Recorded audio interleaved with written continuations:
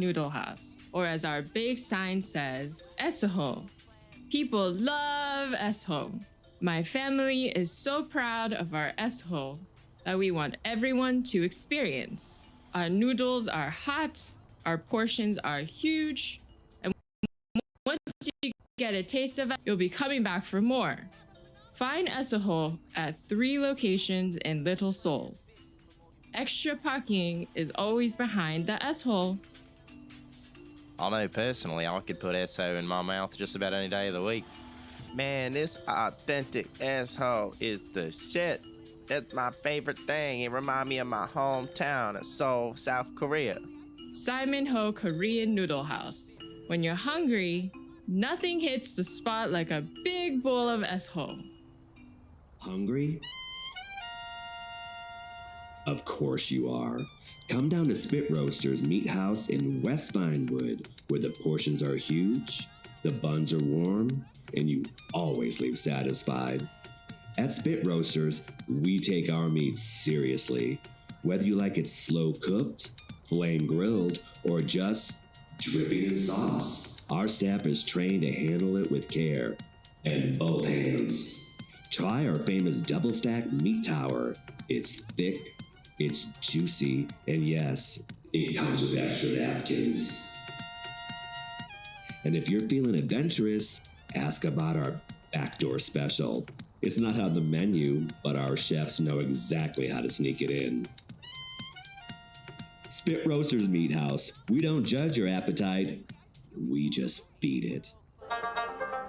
You there, yes, you, with the sad sandwich. Come to Nutbuster in beautiful Vespucci, corner of Magellan and Cortez, where flavor slaps harder than your ex at a beach wedding. Falafel, kebab, hummus, salads, you name it. We wrap it, sauce it, and make you question your relationship with your stomach. You take one bite of our Nutbuster wrap, your mouth goes, oh, like it is your birthday. You hit the nut, and the nut hits back. People say, Ahmed, why you yell so much? Because the falafel is ready. And my mother says the chickpeas are blessed by the moon. We've been busting nuts since '69, and not one customer's walked away unsatisfied. Nutbuster, hit the nut. Tell my mom I sent you. Do you want to be a post-apocalyptic millionaire while your neighbors are resorting to cannibalism? Do you want to be living the good life or having to eat your children in order to survive? Call Monetary Science today. We buy gold and other precious metals, from silver and platinum to lead and aluminum, including the foil. You're only a few gold bars away from being the king of the apocalypse, my friend, with your choice of all the women, wine, and food that makes it through the end of days. Seriously, when things go down, women flock to the man on top of the hill with the shiny shit, and no matter how fat, balding, or boring he is. $1 invested in gold in 1800 would be worth over $15 today, or maybe more. Now that's a smart investment. You will become the post-apocalyptic banker and really stick it to the masses. That is, if you can avoid being robbed blind by marauding outlaws. Gold is trading at a 200-year high, so now is the time to buy. Call in today at Monetary Science. We're Armageddon-proof. Toledo Bay's got a lot of things. Fog, cows, and a chicken factory full of secrets. But there's only one spot north of Chiliad where you can zap aliens, grab kitties, and maybe win a stuffed squid with one eye. Pixel Pete's Fun Time Arcade. Founded by a man who loved video games more than his own circulatory system. Pete ran this place through 3 heart attacks and a brief electrical fire. He said, take my left arm, just leave the pinball machines. You don't have to drive all the way to the hellhole that is Los Santos just to have degenerate fun. We got the Degenitron right here in Palito. Sticky joysticks, nasty nachos, and not a single IPA in sight.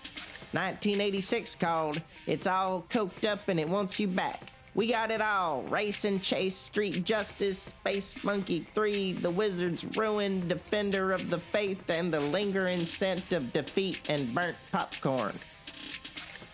Pixel Pete's Fun Time Arcade off Procopio Drive. No, we did not fix the plumbing. Bring your friends, bring the quarters, and get ready to play, you fucking loser.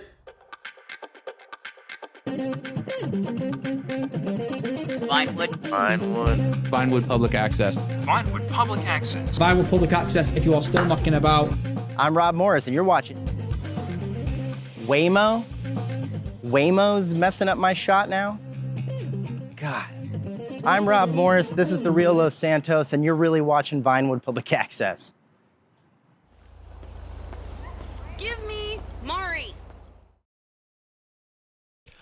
Oh, whoa. Hey.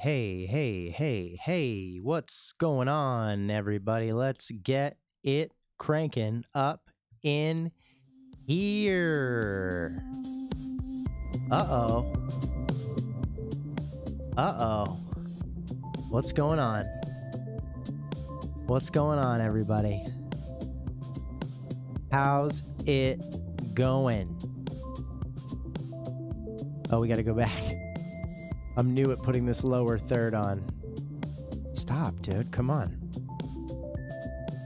Gotta go back to the beginning. Let's go. Kevin, I told you, you put the first banner up and you just leave it, dude. You just leave it. That's what we're gonna do. What's up, everybody? How we doing tonight? You're on Vinewood Public Access. Vinewood Public Access, baby. You know what it is. And cook it. Let's cook it. Hey, let's cook it. This is the new tune, folks. I did not get the 80s music done for Vice City. I'm going to be honest with you. I didn't get it done. But I got this done. I feel pretty sexy about it, if I'm being honest with you. You know what I mean? Ding. What's the ding? What's the ding? Let's drop a little love on our members who are joining us on Vinewood Public Access, the #1 fan-created GTA talk radio station. I'm your host, Rob Morris. We got Gambit Arcana in the chat. We got Blind Fury in the chat. We've got Jamie Hexam in the chat. Jamie, we missed you last night, buddy. We missed you. Jamie, let me point out the mug to you. Ladies and gentlemen, get yourself a Vinewood Public Access mug. I believe they're featured in the link below. My favorite part of our new merchandise line. How's everybody doing? How's everybody doing? We're rolling along. I'm vibing with this new tune, man. Let me tell you. Is the ding bad for you, Gambit? Can you handle it? Is it unpleasant for you? Tell me the truth. Let's give a big shout out to our VPA Employee of the Month. Bring it down for a second here. Let's bring it down for a second. Our Employee of the Month, the one, the only, Blind Fury XXV. Kevin, play the full. You gotta play the full.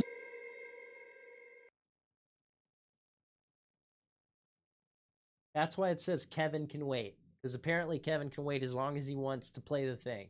Just play the thing when I tell you to play it, man. It's like 5 seconds long. Okay? I'm trying to shout out Blind Fury over here because we care about him. Because he works hard to make sure Vinewood Public Access gets where it needs to be. Ooh. A little firework happening outside the studio. Someone's got their firework launcher going. I'm not mad about it.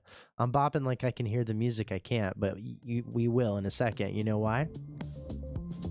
Because it's sexy and so are you. Welcome to Vinewood Public Access, everybody. We got a few things to get to. We got a few things to talk about on tonight's broadcast, and I'm excited to get into it with you. Yeah, I wish I could have made it last night, Jamie says. Shout out to Blind Fury. He's modding. Always a good dude. Always with the good energy. You fucking rock, Kyle. And he doesn't mean it in the derogatory way that MCT says it. Kyle's not a dirty word over here. Until we get Kyle, my friend, on GTA Online, and then it can be kind of a dirty word because he can be a dirty mess. Let's be honest. But we love Blind Fury. We appreciate you rocking with us, dude. We got a few things to get into tonight. We got a show for you. We got news popping. I thought it was going to be a quiet year. What happened? What happened to a quiet year in Grand Theft Auto? It was supposed to be quiet. It's not quiet. Things are crazy. I don't know about you guys. I don't know if you've been paying attention to all the bigger ramifications. I wasn't paying attention to this, but I was watching the good old GTA 6 o'clock today. Shout out to my brothers, Dan Dawkins and the one James Jarvis over at Games Radar, pumping out GTA 6 o'clock every week on Wednesday. We love the show. We love the show. We've been on the show. And they brought us up actually this week, which we'll get into that in a minute. Shout out to them. We appreciate you guys. James and Dan are the absolute mans. But let me tell you, they were talking about the stock crash. And you know, I felt like a damn idiot. Because guess who owns stock in the old Take-Two Interactive? Guess who owns a little piece of that? It's going to be your boy right here. Your host, Rob Morris, Vinewood Public Access. I've got a piece of that company in my pocket all the time. When they do good, your boy does good. You know what I mean? I don't have that much. It's not crazy. It's like a reasonable amount. I don't have like $100,000 in stocks with Take-Two, but I'll tell you what. And according to Dan's calculation, they lost over $100 million. $100 million after Jason Schreier went on a podcast and said something that he didn't even say. He didn't even say it, and everyone took it so wild. They ran with it. They said, oh my God, all the publications, Screen Rant's getting the biggest buff. Ooh. They're putting nasty words on it over at Screen Rant, saying we can kiss our November dreams goodbye or whatever. It's been absolutely a wild week in the world of Grand Theft Auto news. Absolute wild week. Because the Take-Two Interactive stock is plunging. You know what it reminds me of? It reminds me of when someone goes on the Joe Rogan podcast and all of a sudden people talk about the elections changing. You know what I mean? Like Trump went on Rogan and a lot of people were like, that's why he won. Kamala wouldn't go on Rogan. That was the whole thing. Why are Joe Rogan and Jason Schreier's singular podcast episodes of anything having this much of an effect on what we're doing in the gaming industry? It shouldn't work that way. It shouldn't hinge on a single person's, when I talked to someone last year, I talked to somebody last year and they said this, and if I were to guess, I'd think it's this, and then people run to the town crier and they say, my lord, we've gotten reports that it's delayed once again, 2027. This is all crazy. And then the stock price plummets because people are making bets on whether or not it's going to get delayed. Here's the issue. I was thinking about this. Obviously, this is a problem. Obviously, it shouldn't function this way. But I was thinking to myself, why are we in this situation? And not with the Joe Rogan and all of that kind of stuff, but I mean with this particular situation. And maybe it is related to that. People are so on the edge of their seats about this that singular appearances, singular comments, one tweet, or whatever. I guess Jason Schreier's on Blue Sky. But one podcast episode can tank a stock, $100 million. That's wild. That's a wild world to live in. Hard to understand that it could even work that way. So who's the next one? Right? What are the implications of having it function this way where Jason Schreier says A, everybody hears B, stock price goes down $100 million in value. You know what I'm saying? What situation does that create for us as people excited about the game, as stockholders, as an economy, where one person appearing has that much power? Who's the next person? And it was kind of a perfect storm, right? And they were talking about this because Tom Henderson came out and he said it's in great shape. I expect it to be on time. It's content ready. Okay? And then a few days later, Jason comes out on a different show and says, I wouldn't be surprised if it slipped. I don't know, whatever. Very casual, nothing concrete, nothing real, and not even saying it's going to get delayed. Not even saying that. But saying something about the last person he talked to said it wasn't totally done or some slightly different wording. These two things collide. And all of a sudden, everyone's like, well, what is it? It's the uncertainty, right? And nothing tanks a stock price like uncertainty. When you don't know. When you don't know how it's going to go. That's bad news for business. Even if it's going to be bad, and you know it's going to be bad, and you can prepare for it, like a delay, not the end of the world. But when you don't know what's going to happen, you don't know what's going to happen. That's a problem, my boy. That creates instability, and we can't be having that in the market. We need to know what's going to happen, which is an absolutely crazy way to look at capitalism. You know what I mean? Absolutely crazy way to look at it. So, we don't know. I will say, I was watching the old GTA 6 o'clock. Shout out Dan Dawkins and James Jarvis. Once again, can't say thank you enough for having us on the 100th episode and then featuring our extended interview. If you guys joining us have not checked that out over on their channel, please do. Please do. It was a lot of fun talking to them. And one thing that Dan put forth, which I thought was crazy, I never would have thought of this, was if you're Jason Schreier and you find out through whatever this situation is that apparently you have this kind of pull, right? And the stock prices are moving around based on your words.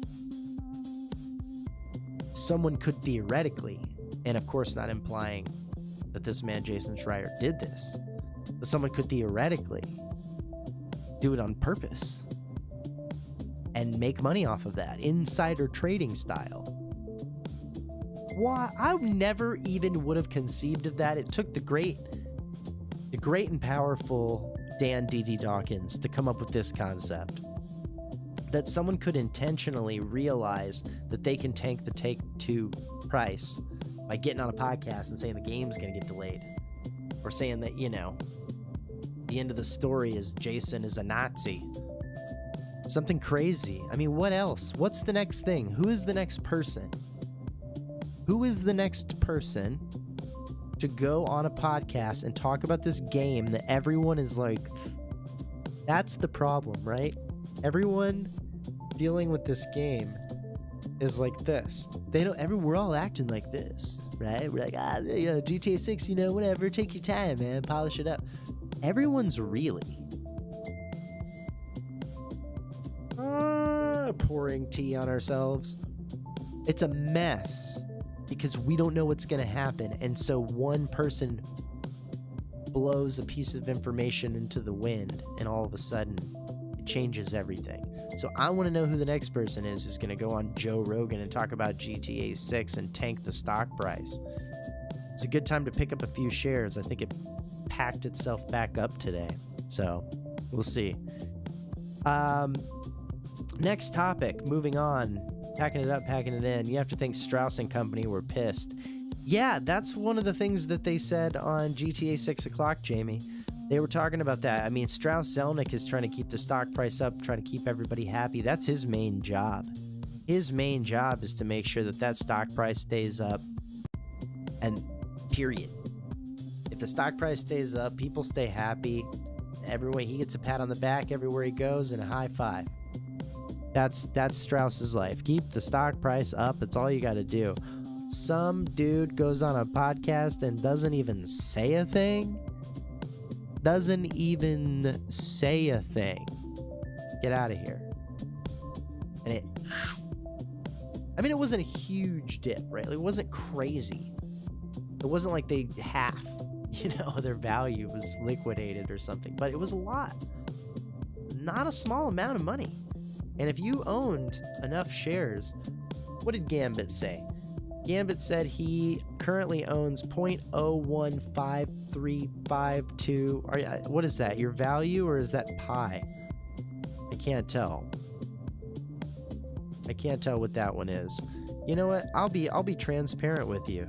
I'll tell you, because I know a lot of creators out there talk about how they own some stock in this company. I'll tell you straight up how much I own, because who gives a shit? I don't care. I don't care if you know. I own 14.5 shares. So a little more than Gambit. Today, in the middle of the day, it tumbled all day today. And then at 11:55, it started to go back up. But we're all talking about like within $1 or $2. And then out of nowhere at 4:10 p.m., very briefly, it shot up like $5 in value. What happened at 4 o'clock this afternoon that made it do that? And then it went back down to the normal range. And now at 9:22 at night on the West Coast, the Take-Two Interactive stock is back to 247, which is exactly where it was at midnight last night. So it went on a wild ride today and went right back to where it is. Right back where it is. So we'll see what happens. But here's the deal. I'll show you straight up. I got it on my Robinhood right here. I'm not going to bring it up on the channel because that's a pain in the ass. But look at this. There you go. This is the wild ride it went on today. There you go. You can see it. Okay, so you can see it's backwards, obviously. Your left-hand side. Oh, no, I guess that's right. Yeah, that's right. Okay, so that's today. Check this out. This is over the last week. You're gonna see that right there. Look at that. That's a little tumble. That's Jason Schreier. That's Jason Schreier right there. You see that? In graph form. It doesn't spell Jason, but it might as well. And over the last month, look, here you go. We were on our way back up. Oh, I can't show you because it's green. We were on our way back up. But you'll notice Jason Schreier's the second half of that. And it shouldn't work that way, and the man didn't do anything wrong. You know what I mean? He didn't do anything wrong, I don't think, but I think he maybe could have been a little more careful with the words, maybe. TB74, I appreciate your energy you had on GTA 6 o'clock. New follower, cool dude, hope all is well. TBs, we appreciate you, man. You know what, TBs, let's let him hear it. Kevin, can we bring the music down? Let's bring the music down, Kevin. Let's give it to him. Kevin, let's give it to him. It comes with extra napkins. We appreciate you, dude. From the bottom of our hearts to the top of our perfect fat tits, we love you and we're glad you're here. TB74 in the house. Let's go. And you know what?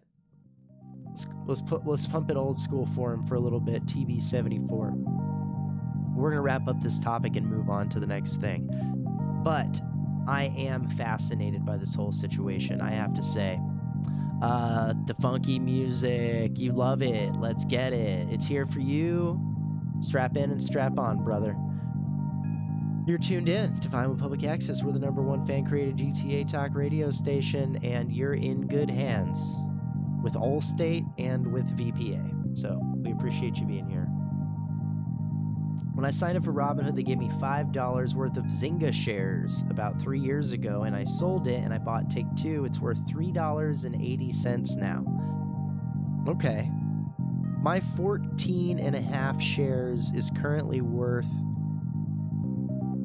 $3,500. So I got $3.5 grand in the take 2, which is not a lot. Not a lot overall. It's made me $500, I guess. That's what it says since I got into it. And we'll see where that goes, man. We'll see where that goes. I'm not a stocks guy. I only own a few things, but I put some money into that, and I put some money into Roblox when it went public because I just had a feeling about it. And man, what a journey that has been. It like quadrupled, and then it kind of came back down, and now it's in the middle. So we'll see what happens with the Roblox. Don't take stock advice from me. I want to make that clear. I don't know what the hell I'm talking about, but I can read a graph and tell you what it says.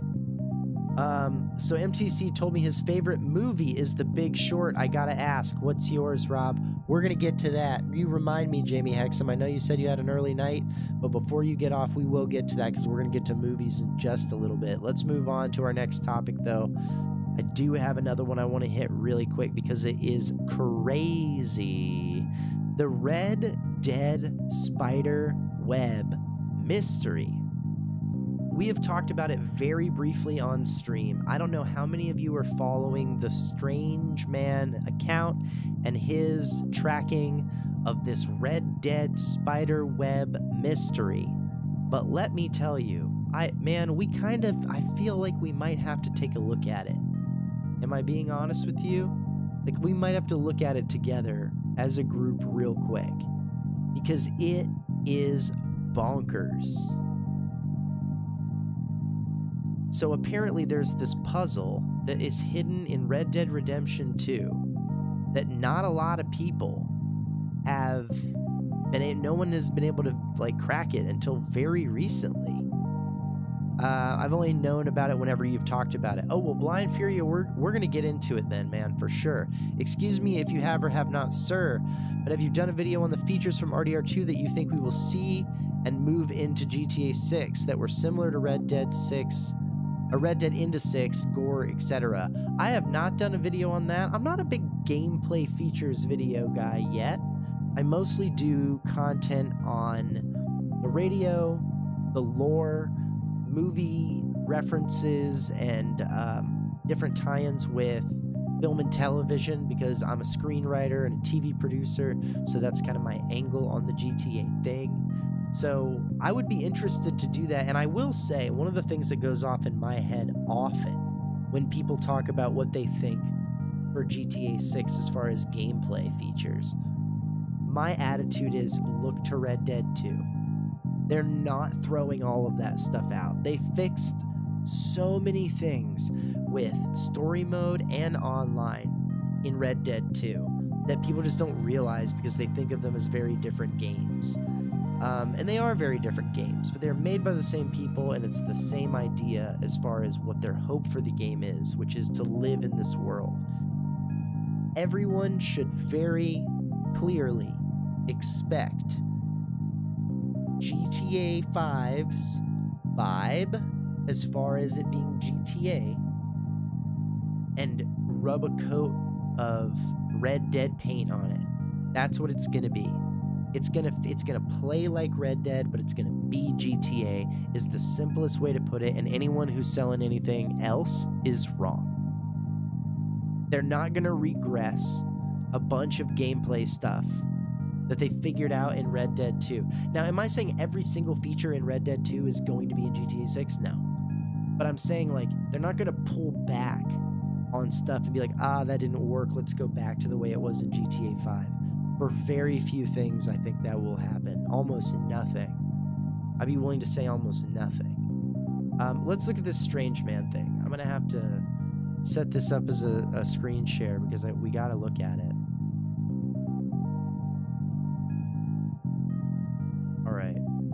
So the Strange Man account, if you're not already following Strange Man channel on YouTube, you should be.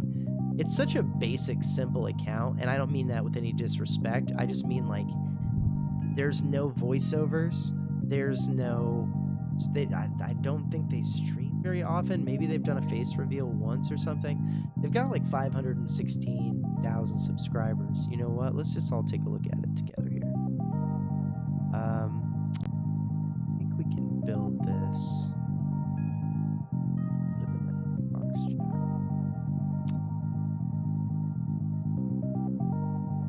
And then we'll add. Here we go.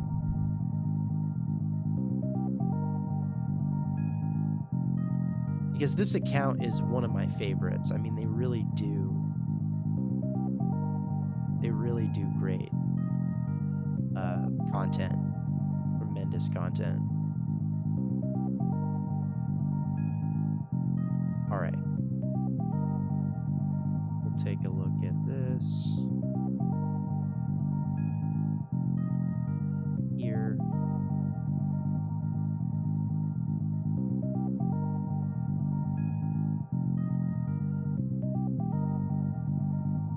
Here we go. Let's do this. Oh, I'm on the wrong side. That looks weird. Here. We'll just do this. It's not going to be like amazing coverage, but because I didn't have this set up before. But I do want you guys to see this because this is crazy. Okay, so Strange Man account. Great account. Go give him a sub if you haven't already. Absolutely a great account to follow just as far as like lore and stuff like that. Here. This is going to drive me banana sandwich. Here, let's see that. There we go. Okay. So great account. Really, really good account. I've always assumed Leonida Man is his GTA channel, which is voiced. I think the spider mystery shit is more powerful not voiced. I think this channel is better done not voiced. It works perfect. And this whole Strange Man thing. Okay, so let's take a look. Hopefully looking at his content is not... Yeah, see... the Christmas live, like he did a live stream. So I think it's, I don't know. I think you might be right about the Leonida Man thing. I don't know. But Leonida Man is great. Also, Leonida Man did this video before I could get to it, which I loved. They did a great job, and I'm going to do my own version of this video, but with a different take now that they've done it. But okay, so let's take a look at this. Let's look at the most recent one, because if you guys break down, let's bring down the audio there. We don't need to see anything. And I don't want to play it because I don't want to get flagged, but I want to show you this. And I mean, hey, Strange Man, all credit to Strange Man. Let's make it super clear here. Actually, we should make sure that their logo is on this. Can we do that? There we go. I feel like this needs to be smaller. Yeah.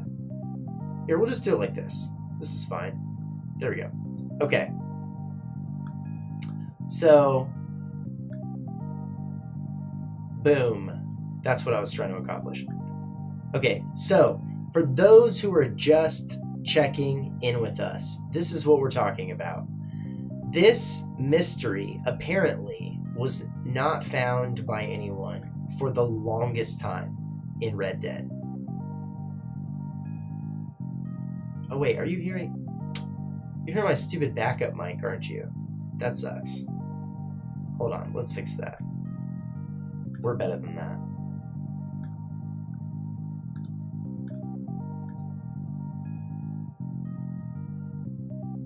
There we go. All right, here we go. Let me start my stupid Strange Man segment here. Strange Man, great account, spider thing. This is how this account works. It's literally just videos with this little bar at the bottom with the text and explanation, and that's it. It's a great account. It just goes through mysteries and Red Dead stuff. So, this is the spider mystery. Basically, let's go to here. Yeah. If you go to this poll, this is what they found first. They found the spider on this pole, okay? The spider is like very particularly shaped, obviously. You can see it's got this long leg out here. It's kind of weird. This video we're looking at was published today, just a few hours ago, and This video is from the perspective of, hey, I found the original starting point, but the video starts with, this is where we thought it started. They thought it started with this spider, okay? So they found this spider, and then they took the spider and they put it on the map, okay? And then they went to the end of the legs, right? And they realized that at the end of each of these legs is a spider web on a light pole, like this, okay? There's 8 of them at the end of every single one of these. Then if you go to the center, there's this spider web in a tree in the middle of that spider on the map. It's this thing. And in this one, I'm not even going to go through this whole thing. You can go watch this video, but I'm showing you like what they found. This is all kind of like a typical Red Dead thing, right? You're like, okay, spider web, spider map, got it, right? So they follow this, and oh, this is great. So this is the map of the spiders where they're at. Okay, here's one of the spider webs, and this is the one in the middle, and these are all over here at the end of the spider legs. Bada bang, bada boom. 9 spiders total. Fine. Okay, who cares, right? That's like a typical Red Dead thing that you would see, and you'd be like, okay, got it, it's connected. This is where it started when I was watching this. This is where it started to go like, wait, what? What is happening? So if you follow the shape that's in the 9th spider web and go to this pole and shoot this off. You have to shoot the bark off the pole on this side of it, and it reveals these markings. If you follow that clue, it takes you to another pole that you have to shoot the bark off of, which shows you a guitar. The guitar takes you to the fort. The fort is a guitar that points at another guitar. The guitar points you to the roof. The roof has these birds. The birds, man, and you're like, already on this journey? What's up, Prism? Good to see you. Or have you here. Already on this journey, you're like, okay, this is getting a little like, really? Really? The guitars point at the other guitars? I don't know, right? So if you keep going through it, literally these birds carved on the roof, you look off in the distance, it sends you to this other location, and if you go to that location and you look off in the distance, where it points, there's a freaking question mark carved into the edge of the map where you can't even, there's no more map, right? It's all the way over here. That's where the question mark is. So it basically makes it look like, okay, where are you going to go from here? That's it. Sorry, you found a question mark at the edge of the map. There's nowhere else to go. How do you solve that? Well, they went from there and extrapolated that if you piece together these clues and you go to the question mark, it starts to form a reverse question mark on the map. And then, so they're like, what happens if you go over here to the rest of the shape of that question mark? Well, they found more stuff. There's something there. I can't even remember. Shapes on the rocks. And all of this, they finally end up in this shack with this little Morse Veil telegraph key for sending messages. Apparently, it is a unique prop that exists nowhere else in this game. Boom, boom, boom. Over in Marco Dragic's shop, which is a side quest character, there's this machine that is a telegraph register for receiving the messages that the other thing sends. Look at this. So, okay, they find this weird connection at the top, and that's where they don't really know what else. They don't get it. They don't know how those things connect. But this video, as you'll notice, is only half over. because this video is about the fact that the spider on the pole in the beginning, wherever, this is not the first step of the clue hunt. This is like the middle. So this dude goes over to the pentagram, which I did not even know about. Apparently there's a pentagram underneath this shack that shows up between certain hours. And then if you go to the pentagram, points you in the direction of these outhouses. Each of these outhouses has a tally mark in it, like 1 through 4. Like that's 2. You see what I'm saying? You find all of these. Look, there's 5. And there's 5 over here. Marks in these 5 outhouses. Then there's another mark that takes you to the fort. And I was like, dude, you're following a wild goose hunt now. This is the part that blew my mind in this video. This is why I'm showing you all of this.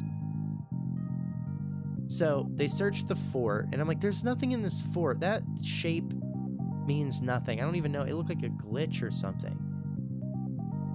They find a 6 at the fort. There's 5 of them over here in this circle, and then there's a 6 over here in the fort. And guess what? Yeah, all the way over here. 1, 2, 3, 4, 5, 6 is at the fort. Then you go over here, and they found 7. So these 1, 2, 3, 4, 5, 6, 7 all belong here, like on this part of. So you're like, what does this have to do with the spider? Well, 1, 2, 3, 4, 5, 6, 7. Guess what's next? You go around the 7, and boom, there's an 8. Oh no, wait, there's not an 8. There's these 3 different shapes. It's the longest clue hunt, dude. This is the craziest thing. So they follow these clues. It takes them to the kerosene factory. I can't believe this. And they finally piece together that if you draw this line, the clue takes you from 7 to 8. And 8 is the spider. And then the spider follows the same rules as the outhouses, which is the thing is in the middle and the legs go. So find the thing and then back to the middle. And let's bring it back home, folks. Let's bring it to the last final thing. On the outhouse that has the 4 on it, the back of it says LJSM, which Strange Man thinks is the person, the people that did this, the people who authored the clue hunt. The creators behind this mystery. Well put, Strange Man. Put better than me. And they think it's Laszlo Jones and Steve Martin, studio manager. They of course they hit up the credits and were like, who's LJNSM? I mean, Laszlo Jones, pretty obvious.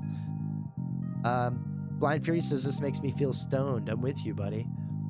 Jamie Hexam said a couple of things, actually. I'll read them out. I've seen the pentagram too. Shit creeped me out the first time I found it. I never saw that. I never found the pentagram. It's wild. What would people realistically want the resolution to this hunt? Honestly, if it disabled the new Austin sniper for Arthur, it would be amazing. Yeah, it would be crazy if there were a gameplay implication.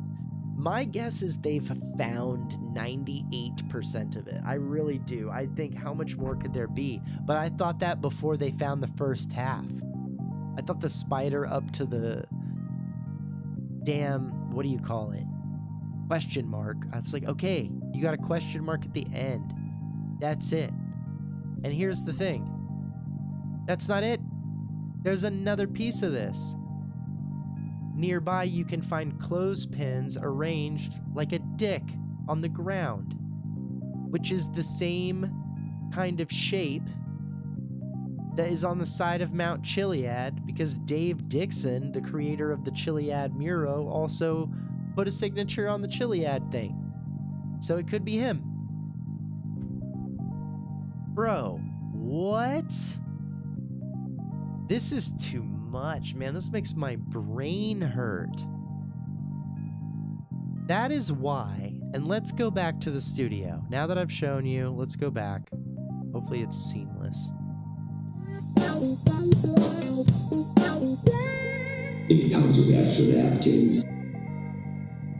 Fix this. There we go.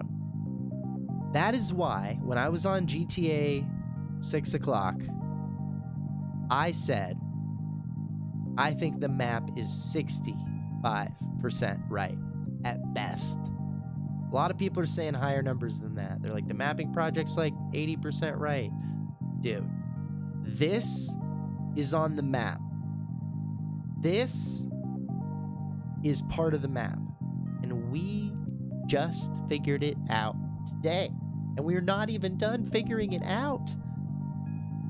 We're not even done figuring it out. GTA 6 is going to be loaded with this stuff, dude. Loaded with this stuff. It's going to be all over the place. It's going to take us forever to figure this out. Okay, let's move on to our next topic. We got to do it. Let's bring up the music. Kevin, bring up the next thing. There we go. We're getting into it. The movies of GTA. This has been a really, really fun new area for me. I already was kind of talking about movies and, you know, the way things work from a writer's perspective in my previous content. But man, let's take a look at it. It's because the numbers are really interesting on this new video. I find it really interesting, and I'm still at that point in this channel where I'm trying to figure out where we belong and what we do to contribute to the GTA space. And I think that this might be part of it, a big part of it. So interesting numbers on this, right? About 2K views, right? Since we put it out like 2 days ago, which, okay, great. 2K views. Man, my channel, I'm happy for 2K views in 2 days. That's great. 172 likes on 1.7K views, honestly.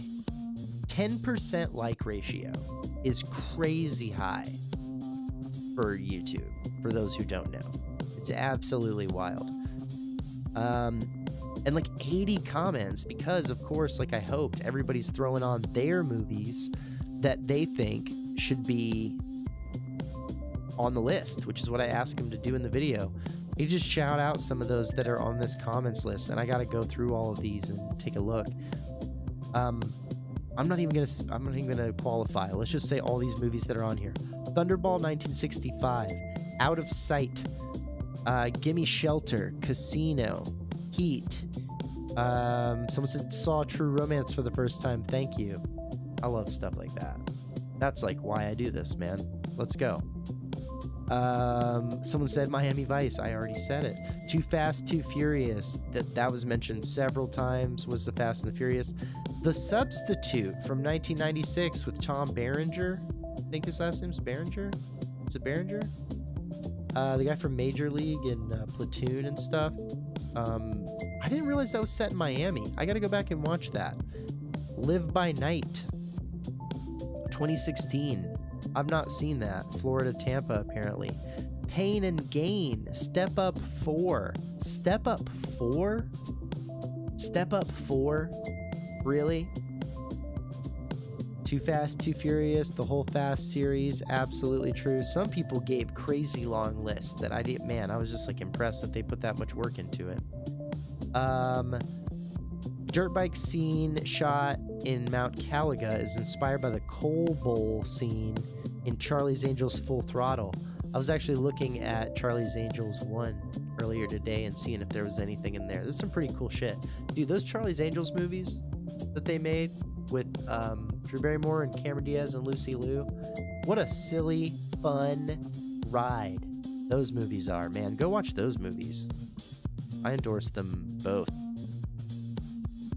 You need to watch Queen and Slim and Rap Shit series that's in HBO that inspired The Real Dimes. I did not know about this until I saw this comment, so now I do have to go watch that.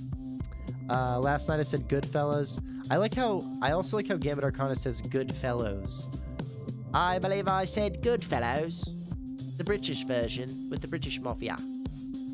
Good evening, Goodfellas. You know, you're a made man. What, do you think I'm funny like a clown? You know, something like that. Connecting the Substitute in GTA is wild. Jamie, right?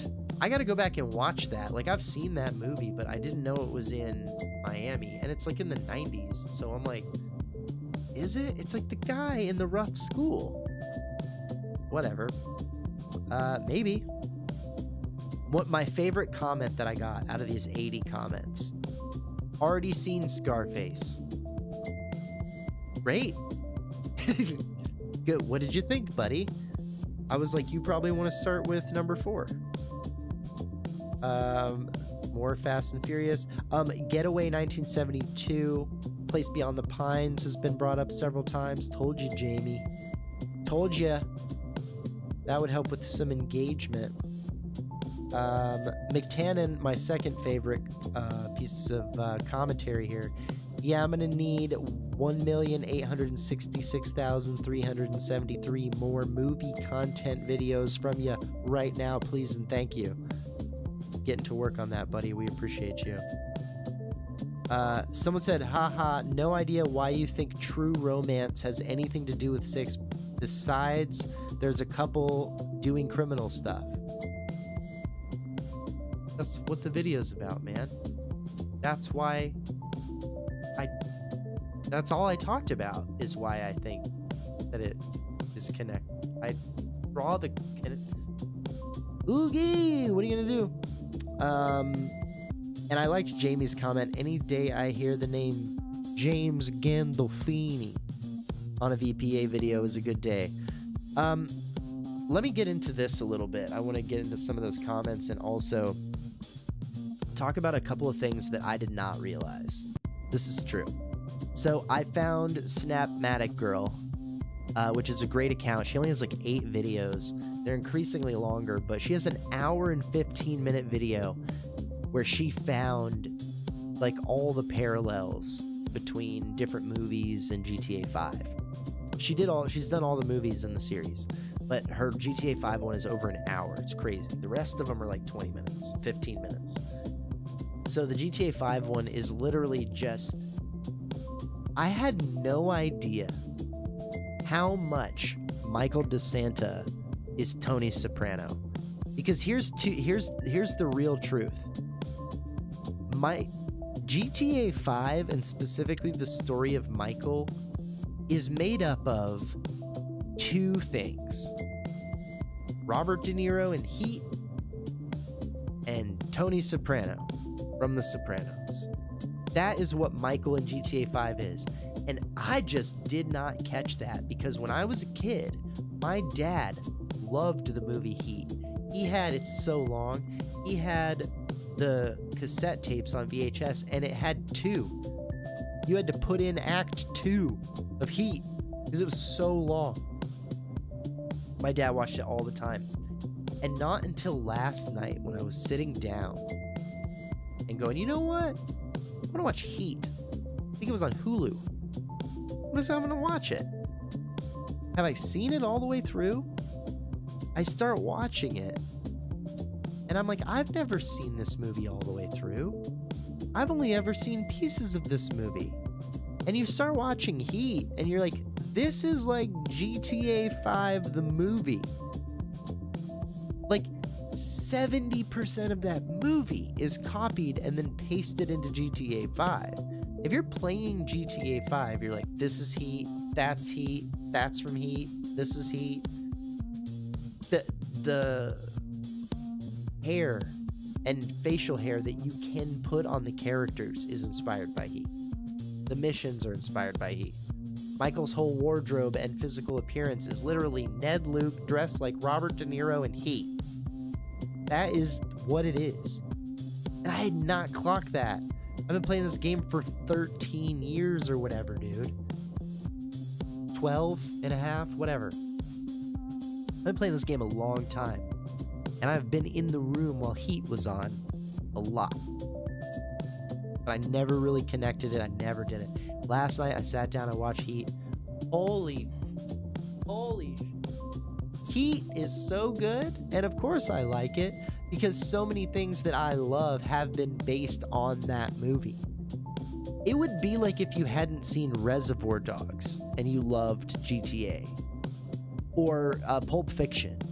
You'd watch it and go, oh, this is that, this is that. Scarface, same thing. If you're like, I never really watched Scarface. That's why I said in my video, have you ever actually sat down and watched Scarface? Because a lot of people haven't. They just think of it as, you know, those different famous scenes kind of on their own. And for me, that was Heat. I had not watched that whole movie. I had it in my head that Val Kilmer and Waingro, if you've not seen the movie, this is not a huge spoiler. I had it in my head that Val Kilmer was like the crazy guy who just goes and murders people and messes up the heist. No. Why did I think that? Because Michael Madsen is kind of that guy, and he plays Mr. Blonde, and then because Val Kilmer is blonde, I don't know. But I had that movie all wrong, and I'm so glad I went back and watched it. I gotta make a whole video about Heat. Just how incredible it is, the vibe it sets, the inspiration that it has on GTA 5 and GTA 4. Three-Leaf Clover, the bank heist from GTA 4, which is in the Ballad of Gay Tony and Lost in the Dam, the diamond heist. It's Heat. It's all just Heat. Man. Crazy. Yeah, Jamie, too late. Too late, Jamie. Type faster, buddy. Can't do it. Okay. Next thing. You asked me a question earlier. Did you ask me my favorite movie? I mean, dude, if you've been paying attention to Vinewood Public Access, the #1 fan-created GTA talk radio station, you know, the idea of me having one favorite movie is like a very tough thing. It really depends. It depends on the conversation that we are having, because on some days in the right conversation, my favorite movie of all time is Tommy Boy with Chris Farley and David Spade.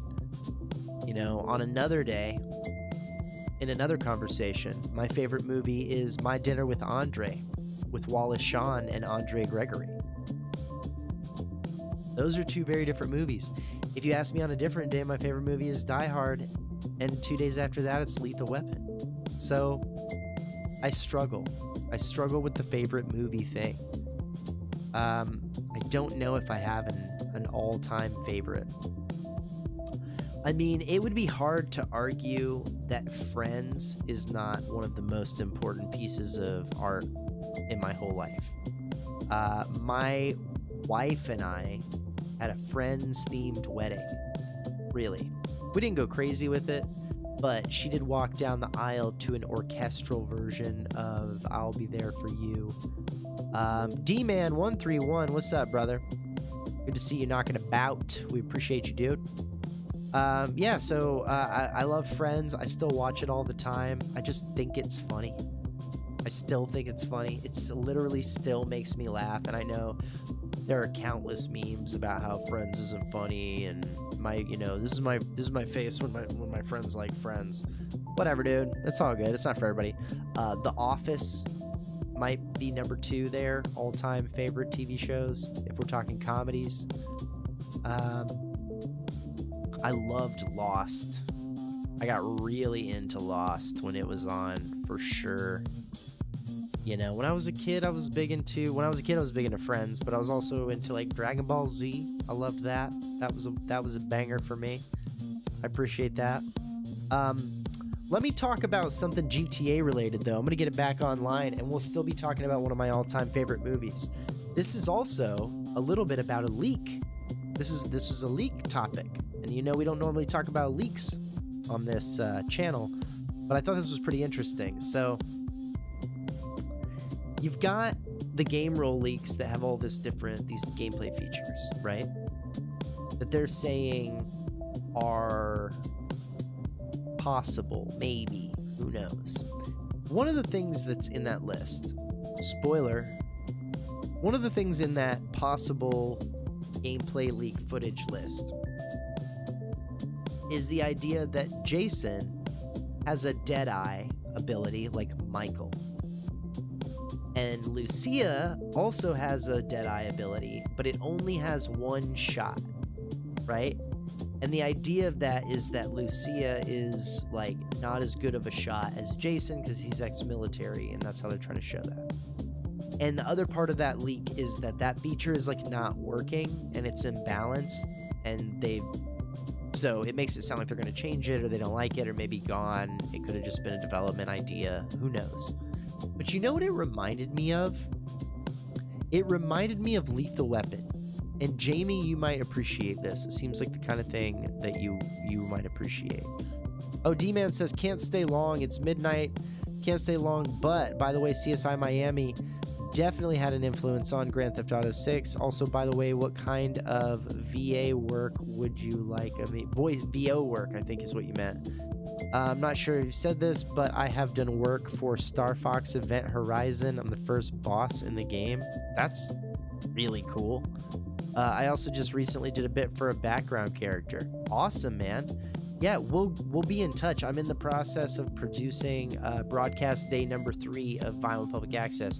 So do us a favor, man, and oh, hey, what's up? We got a new subscriber over here, Juan Diego Armijos.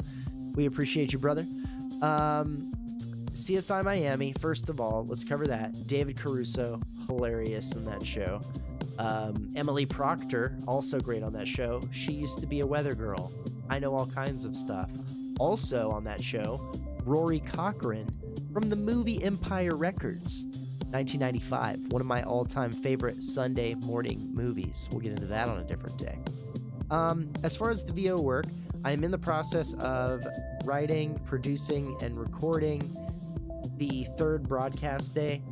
Do me a favor, join our Discord, okay? If you haven't already. You did. I think you joined our Discord. I think you got a DM. We exchanged some DMs already. So let's get you listening to days 1 and 2. Tell me if there is a caller or an ad that you vibe with, and I'll write something adjacent to that for you. We'll get something going. We want to have anybody who wants to be on VPA, we will find a way to get you on VPA, dude. Even if you just call and act like a lunatic and I hang up on you real quick. That's what we got to do. That's what we got to do. Okay. Let's close that out. We're good on that. Okay. Lethal Weapon. Jamie. This is the thing that I was talking about before. The Deadeye thing. In Lethal Weapon, okay, you got 2 characters. You got Martin Riggs, played by Mel Gibson, and you got Roger Murtaugh, okay, played by Danny Glover. They love Lethal Weapon at Rockstar. They love Lethal Weapon. Oh, there's a Discord link in the description of this video, buddy. You should be able to get one there. It should work. You can click on that invite link and hop on in. We appreciate you. In Lethal Weapon, Mel Gibson's character, Martin Riggs, is a sharpshooter. That's his whole thing. He was in the military. He's ex-military. He's a loose cannon. He's a lethal weapon because he's such a good shot. That's his whole thing. There is a scene in the first Lethal Weapon where Roger, who is an older cop, puts one of those paper cutouts, right, that you put up at a shooting range, and he runs it out kind of far, and he takes a shot, and he has Roger Murtaugh, the character, has a famous way that he shoots, right? Where's my...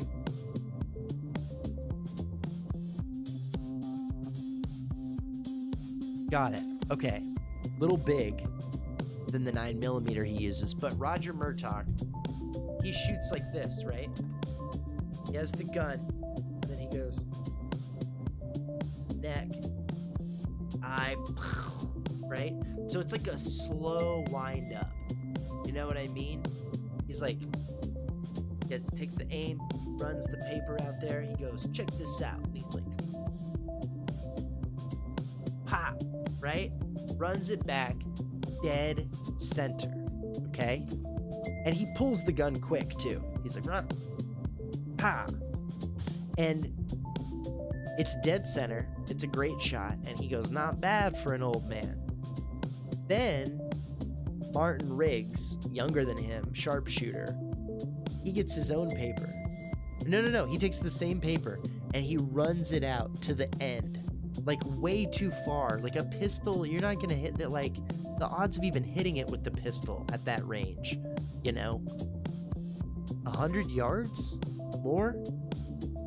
And he hums a little song and he's like da da da. He's looking at him. He's running it all the way to the back, and he, like lightning, pops out that gun, pow pow pow pow pow pow pow, and runs it all the way back. And Roger's bullet is in the center, and Martin has shot the eyes and the mouth, making it a smiley face from really far out.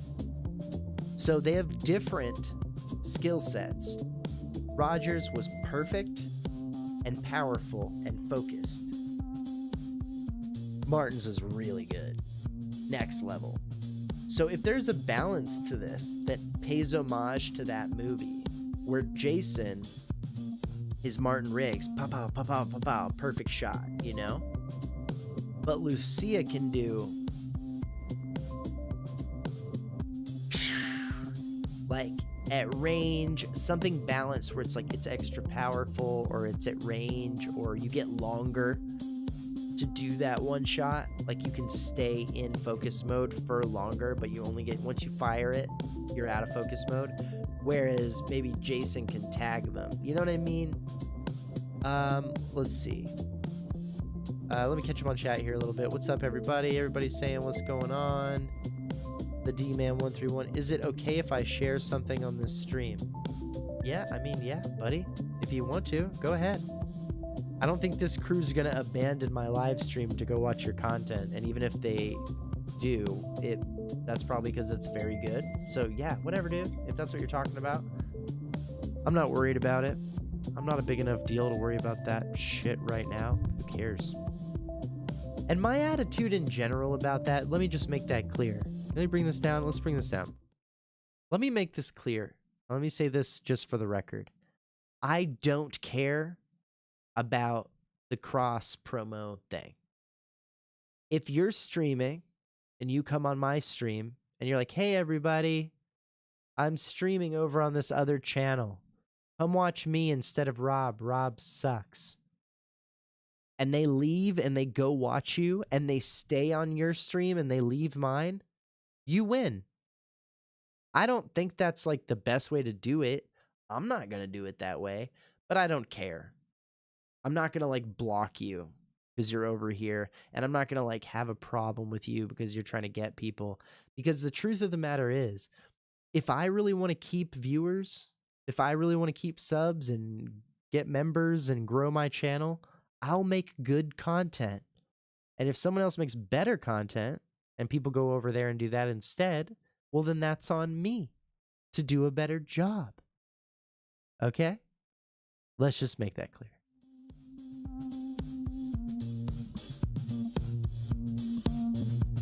That's how I feel about it. I don't care.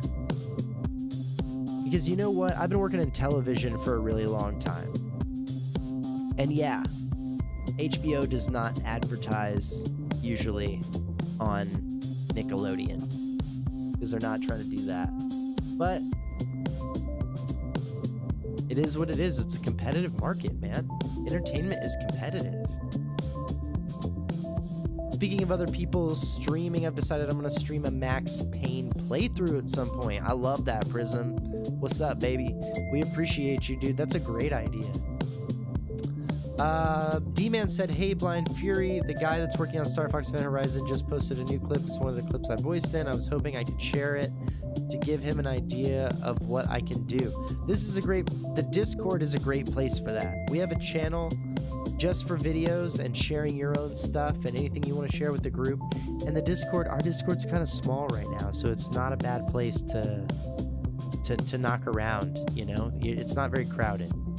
We've got like 40 people, 50 people, and probably 15 of them are like dedicated to hanging out and sharing links and chatting and playing together. It's a good crew. Join it now when it's still chill. That is not my intention at all. I was hoping to post a link here so you could share it on your stream so everyone could watch it. Yeah, dude, Discord is the place for that, 100%. Nah, the original. Then I might do Max Payne 2. Sounds shit. Yep, good. Yeah, dude, don't even worry about it. It's all good. It's all good. But Discord is the place for what you're trying to accomplish right now. Having trouble joining in. I'm on my phone right now. It's not allowing me to join the Discord. Let me make sure that the link is active. It should be the right one. If it's not, we'll get you a new one. It's all good, dog. We appreciate you being here and wanting to be a part of what we're doing so badly. Oh, sorry for that. Opening up Discord and my computer almost had a fit.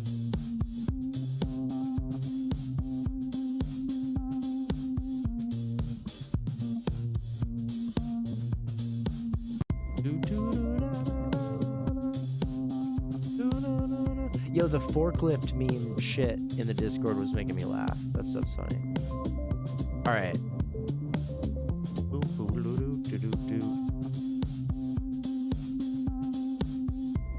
There we go. And I think I sent you, I mean, we were already talking, right? There you go, man. I just DM'd it to you on Discord, D-man.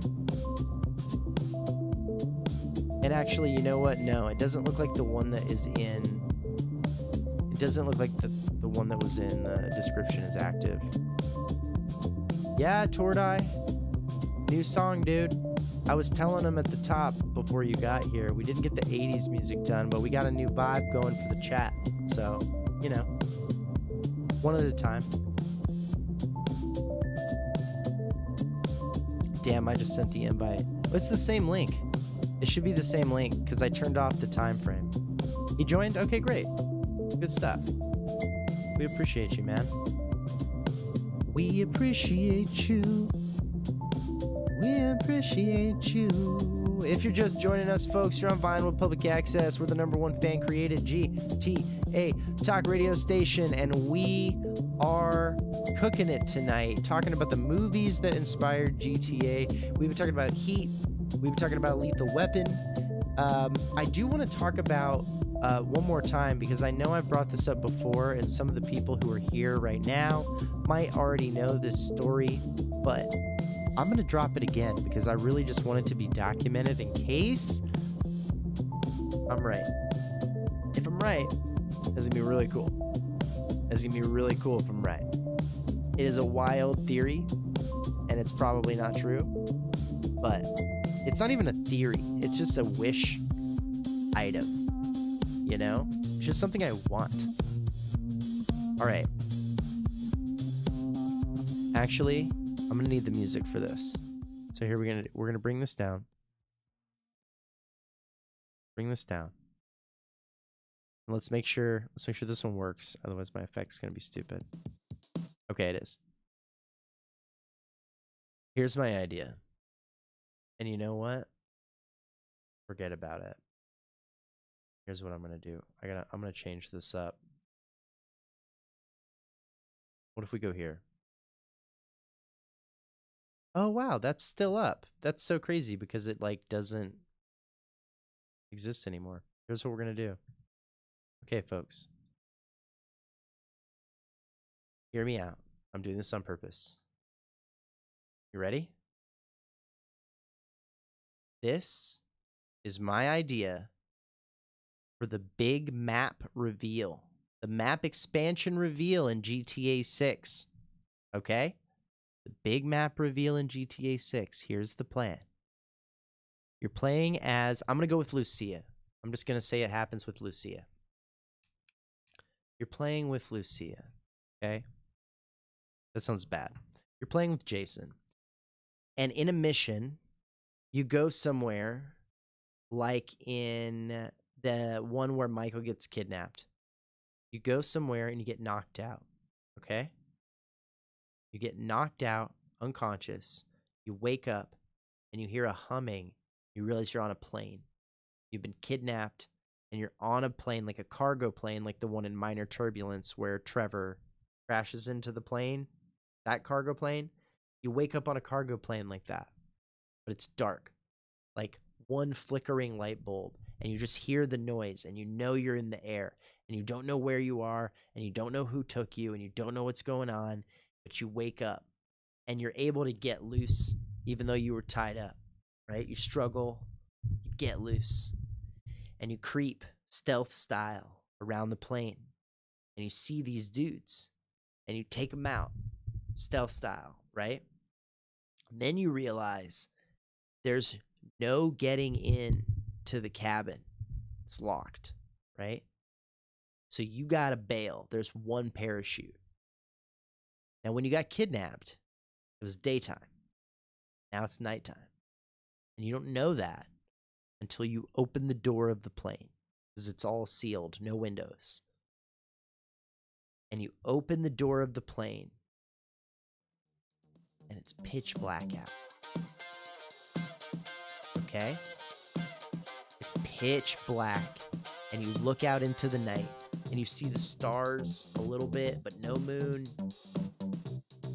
And you jump with the parachute on. You got to. You don't know where you're going, right?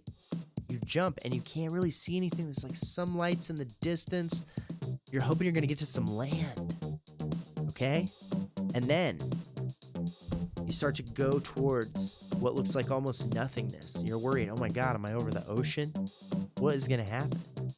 You're flying towards the ground, and all of a sudden you see, you're really high up, like halo jump. You break through the clouds, and you see a city of some kind of town, some kind of light, right? Like, whoa, what is that? Maybe it's Ambrosia or Port Gellhorn or whatever. It's one of these small coastal cities or something. Who knows? And as you get closer, it reveals to be the Las Venturas Strip. Boom! The Las Venturas Strip. Folks.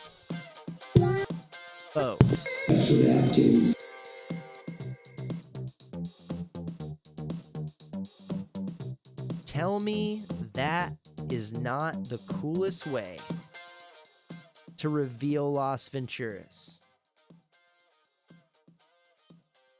And you have to land on the strip. And the lights just get bigger, and suddenly they're surrounding you. And it's just this one little area. And I don't think you're going to have full interiors with this. You know, I'm not expecting that. I think that's asking for too much. I'm not trying to go in the casino and play blackjack. But have me land maybe on the roof of a casino even. On the helipad. Man, that's the way. That's the way to show us there are more cities. I want to see Liberty City really bad. But Las Venturas would be a lot easier to do if it's only one strip, you know? We'll see. And then you land on that strip, and then you escape, and then they zip you back to Leonada, whatever it's called. Maybe it's just me, but have you noticed some parallels between GTA 6 and the Vice City stories? Am I the only one? I mean, yeah, definitely some. Zan, what up, bruh? I mean, what do you mean by that? What are the parallels that you've noticed? Clue me in. Help me know. Help me know what it is. I think that would be interesting. I personally haven't seen those connections. See, people, this is the genius thinking the Vinewood Public Access mug gives you when you drink from it. So true. And we make that the point of this? There we go. This is the genius thinking, and that's why Blind Fury is our Employee of the Month. VPA Employee of the Month. Blind Fury, we appreciate you. 100%. Says this on the back, in case you were curious. We really appreciate... It comes with extra napkins. Did I say to play it this time? No. No, I didn't.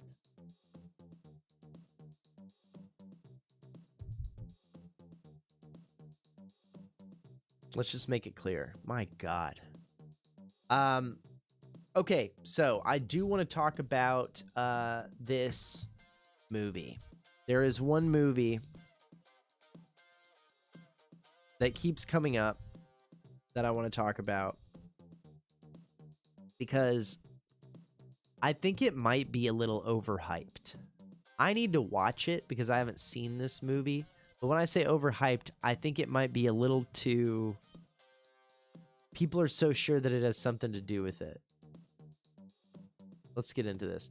This movie is called The Place Beyond the Pines. All right. Every time I talk about movies in GTA 6, everyone wants to bring up The Place Beyond the Pines, and they want to talk about Ryan Gosling and Jason Duval, and they want to talk about Eva Mendes, and they want to talk about Lucia. I'm not convinced there's that much here. I need to watch this movie. Bradley Cooper plays the policeman who's looking after him.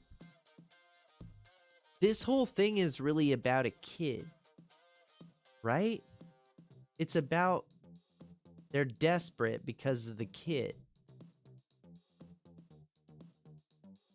I don't know. Here's what I do know. I watched the trailer for this movie that came out in 2012. An epic crime drama directed by Derek Cianfrance with a screenplay that he also wrote with some other guys. The film tells 3 linear stories about Luke, who is a motorcycle stunt rider. We're not gonna do spoilers. No spoilers here. Just make this clear. I probably have a lot more to provide. I wasn't so exhausted. I go to turn in now. Talk to you later. By the way, VPA, tell me what you think of the clip I sent on your Discord. We absolutely will do. We appreciate you dropping by.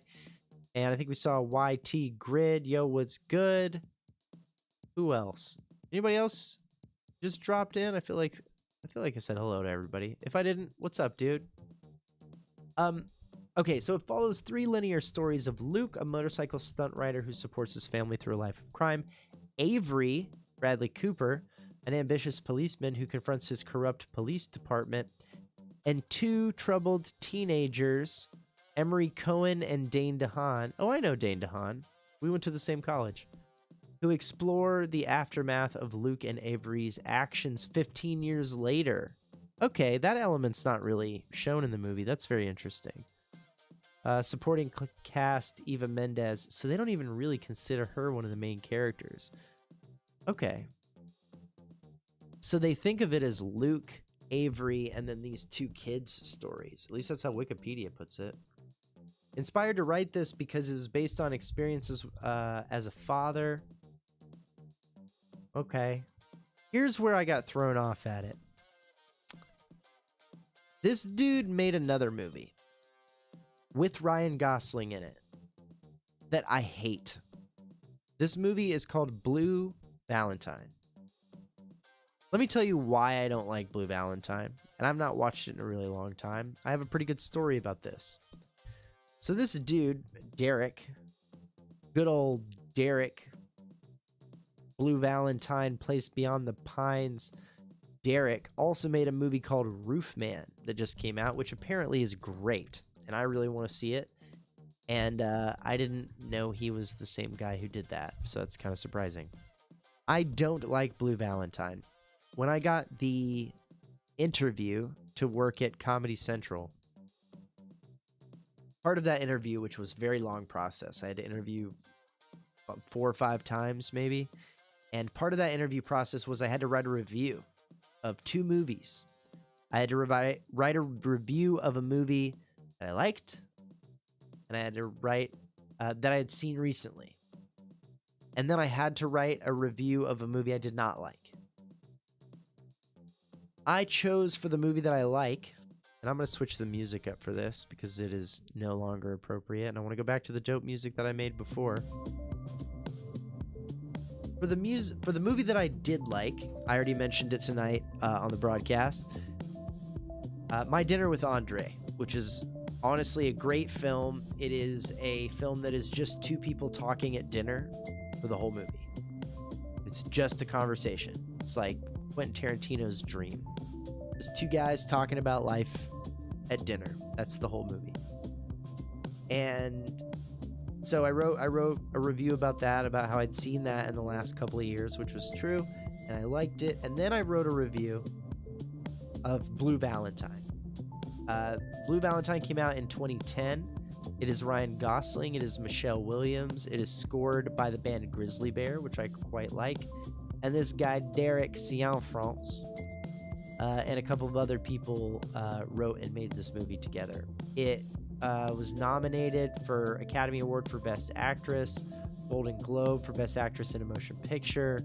A lot of people like it. I watched this movie all the way through. I hated this movie, Blue Valentine. The reason that I hated it is because I don't understand. Let me phrase this properly. I struggle to enjoy films that feel like at the end they're shoving a message down your throat at all. It's okay if it's lighthearted, if they don't really care if you agree with them or whatever. But when a story seems to try to make a point and I just don't agree with the point, that's a tough story for me to wrap my brain around. If you just leave me room to feel how I want about it, you can.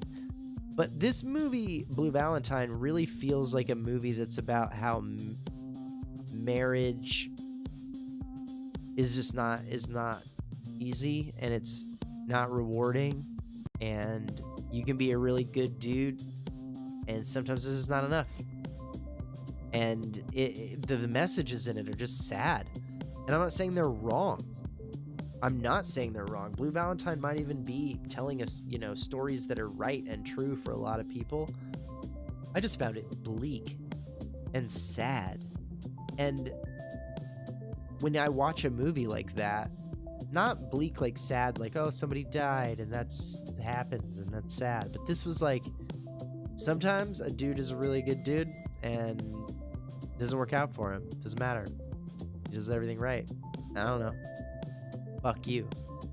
It's like, I don't know. I don't get the point of making a story like that. Even if that's true, even if you're right, even if stories like that happen all the time, I don't see the point in telling those stories that often, if ever. Be like, sometimes you try really hard and you're really good and you lose, and it's not enough. The end. I don't need a happy ending all the time, but goodness gracious, what is the point of that story? And so as soon as I saw the trailer for A Place Beyond the Pines, and I saw it was the Blue Valentine guy, I'm already not interested because his storytelling, and also, man, Blue Valentine is slow and quiet in ways, like dialogue free a lot. There's a lot of looking. I'm not a big fan of movies. My favorite movie, in contrast, that I wrote a review on, I just explained, is two guys talking. Nothing else happens in the movie. And I was perfectly satisfied with that movie. And not only that, it is to this day one of my favorite movies of all time. It has everything I need in a movie. And it's basically a fucking podcast. But I love it. It's a beautiful movie. And especially in the context of like when it was made. I love a movie where people talk. I host the #1 GTA talk radio station. I like dialogue. Movies where people just fucking look at stuff. Have you ever watched Lord of the Rings? My God. Beautiful. But it's a lot of looking and walking. And I don't want to watch a bunch of paintings for a film with an orchestra in the background. We could, under the right circumstances, if I know that's what I'm doing, but if I'm going to a theater to watch a movie, that's going to be the movie. The movie is just people being like, feeling things and looking. And then the chick walks into the house after the guy's been alone in the house, looking alone for like an hour. She walks in and they look at each other and they don't say anything. And he goes to the back and makes himself a grilled cheese. And she sits at the table. They don't say anything. Like, I get that's life. Okay, well, I don't want life. If I wanted to observe life, I would go to my life. I want a story that is contained in a way where things occur. And for me personally, I need dialogue. Other people want to watch a movie about deaf mutes, fine. But that's not how I function. Me and my wife don't sit in silence for hours at a time, even when things are bad, because we want it to get better. And the way that we do that is by talking about it. And I don't relate to characters who don't talk. My wife is Korean, okay? 100% Korean, raised by Korean Americans, raised by Korean immigrants. She was not taught to talk about her feelings. We had to adjust to that as husband and wife. Because I talk about my feelings, we gotta talk. Are you kidding me? What are we gonna do? Just spend 3 days not talking and then come back and pretend like nothing happened? Because that would be the Korean way to do it, and I ain't down for that shit. Look at this. Does it look like I don't talk about my feelings? Do you see what I have on my neck, dude? Come on. Get with it. Come on. Okay, so I gotta watch this Place Beyond the Pines movie and see how much of a GTA 6 thing it really is. Because other than the fact that the couple does kind of bear resemblance, I'll give you that. Absolutely. But the bear, I get it bears the resemblance. And Ray Liotta's in it. It seems like the movie could be watchable. Ben Mendelsohn is also in it. Great actor. Rose Byrne is also in it. She's one of my favorites. She is tremendous. And Mahershala Ali, who's a very talented dude from a bunch of stuff, including True Detective Season 3. Save that franchise for a little bit. So A Place Beyond the Pines is on the list. I gotta do that. And then I also really feel like I need to do a full, and this is exhausting to even say the sentence, but I need to do a full Fast and the Furious rewatch. With the safe in the trailer being pulled through the street. Gotta do it. Gotta do a full Fast and the Furious rewatch. And all of my DMs and all of my comments and everything are like, oh, dude, you missed the Fast and the Furious. Too fast, too furious. But no one's saying Tokyo Drift. No one's saying Tokyo Drift. But they're all saying you gotta go check these out. And I mean, I've seen those movies, but I've only seen the first 3. I know there's like Fast 12. I've not seen all of them. I stopped. I'm not gonna lie. I watched 1, 2, 3. That was it. I was like, I think I'm good. Then 4 came out and I was like, why are they doing this? And then 5 came out and I was like, what's going on? Then 6 came out and I was like, I thought we were done. And then 7 came out and I was like, you gotta be kidding me. Then 8 came out and I was like, wait, what? And then 9 came out, right? Fast 9? Is that a thing? Did I just make that up? Yeah, 2021. That's not even the most recent one, is it? Is there one after that? Because Fast 8 is the Fate of the Furious. And then Fast 9. Is there one after that? It was followed by Fast 10 in 2023. Oh my god. Fast 10 was 2023. What's 11? Is there 11? Oh my god. Fast 10 is the 6th most expensive movie ever made. Wow. Apparently, Rise of the Skywalker holds the official record with a net budget of $490 million. The production of the 3rd and 4th Avenger films, Infinity and Endgame, well, if you put those two together, sure. Fast 10 was the 5th highest grossing film of 2023. So it's the 6th most expensive film ever made, and it's not even in the top 3 highest earning films of that year. But it made all its money back. 11 is Fast X Part 2. Is it out? A sequel that reportedly serves as the final main installment again is in development and scheduled to be released December of 2027. Who gives a shit about that? Fast 10 includes Vin Diesel, Dwayne The Rock Johnson, Michelle Rodriguez, Tyrese Gibson, Ludacris, John Cena, Jordana Brewster, Sung Kang, Scott Eastwood, Alan Richardson, Helen Mirren, Brie Larson, Rita Moreno, Jason Statham, Jason Momoa, Charlize Theron, your mom, your dad, your dentist, your orthodontist's parakeet. Everybody's in this movie and you're not, you loser. Oh, man. That is a lot. I can't believe I need to watch all of these movies. That's gonna suck.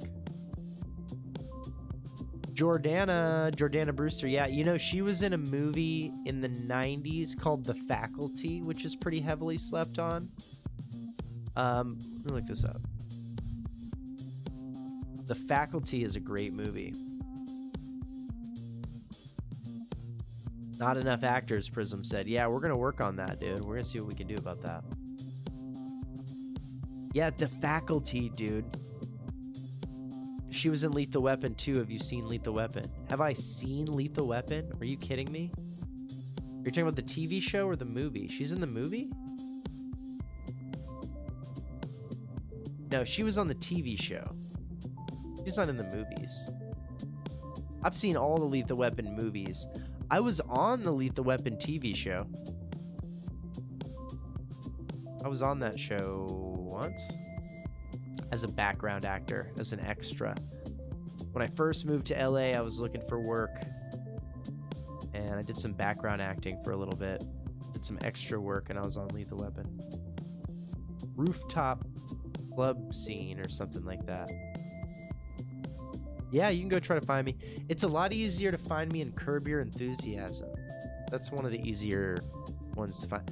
Dude, I don't know where that Lethal Weapon scene is. Good luck with that. And you can barely see me. That's not a great example.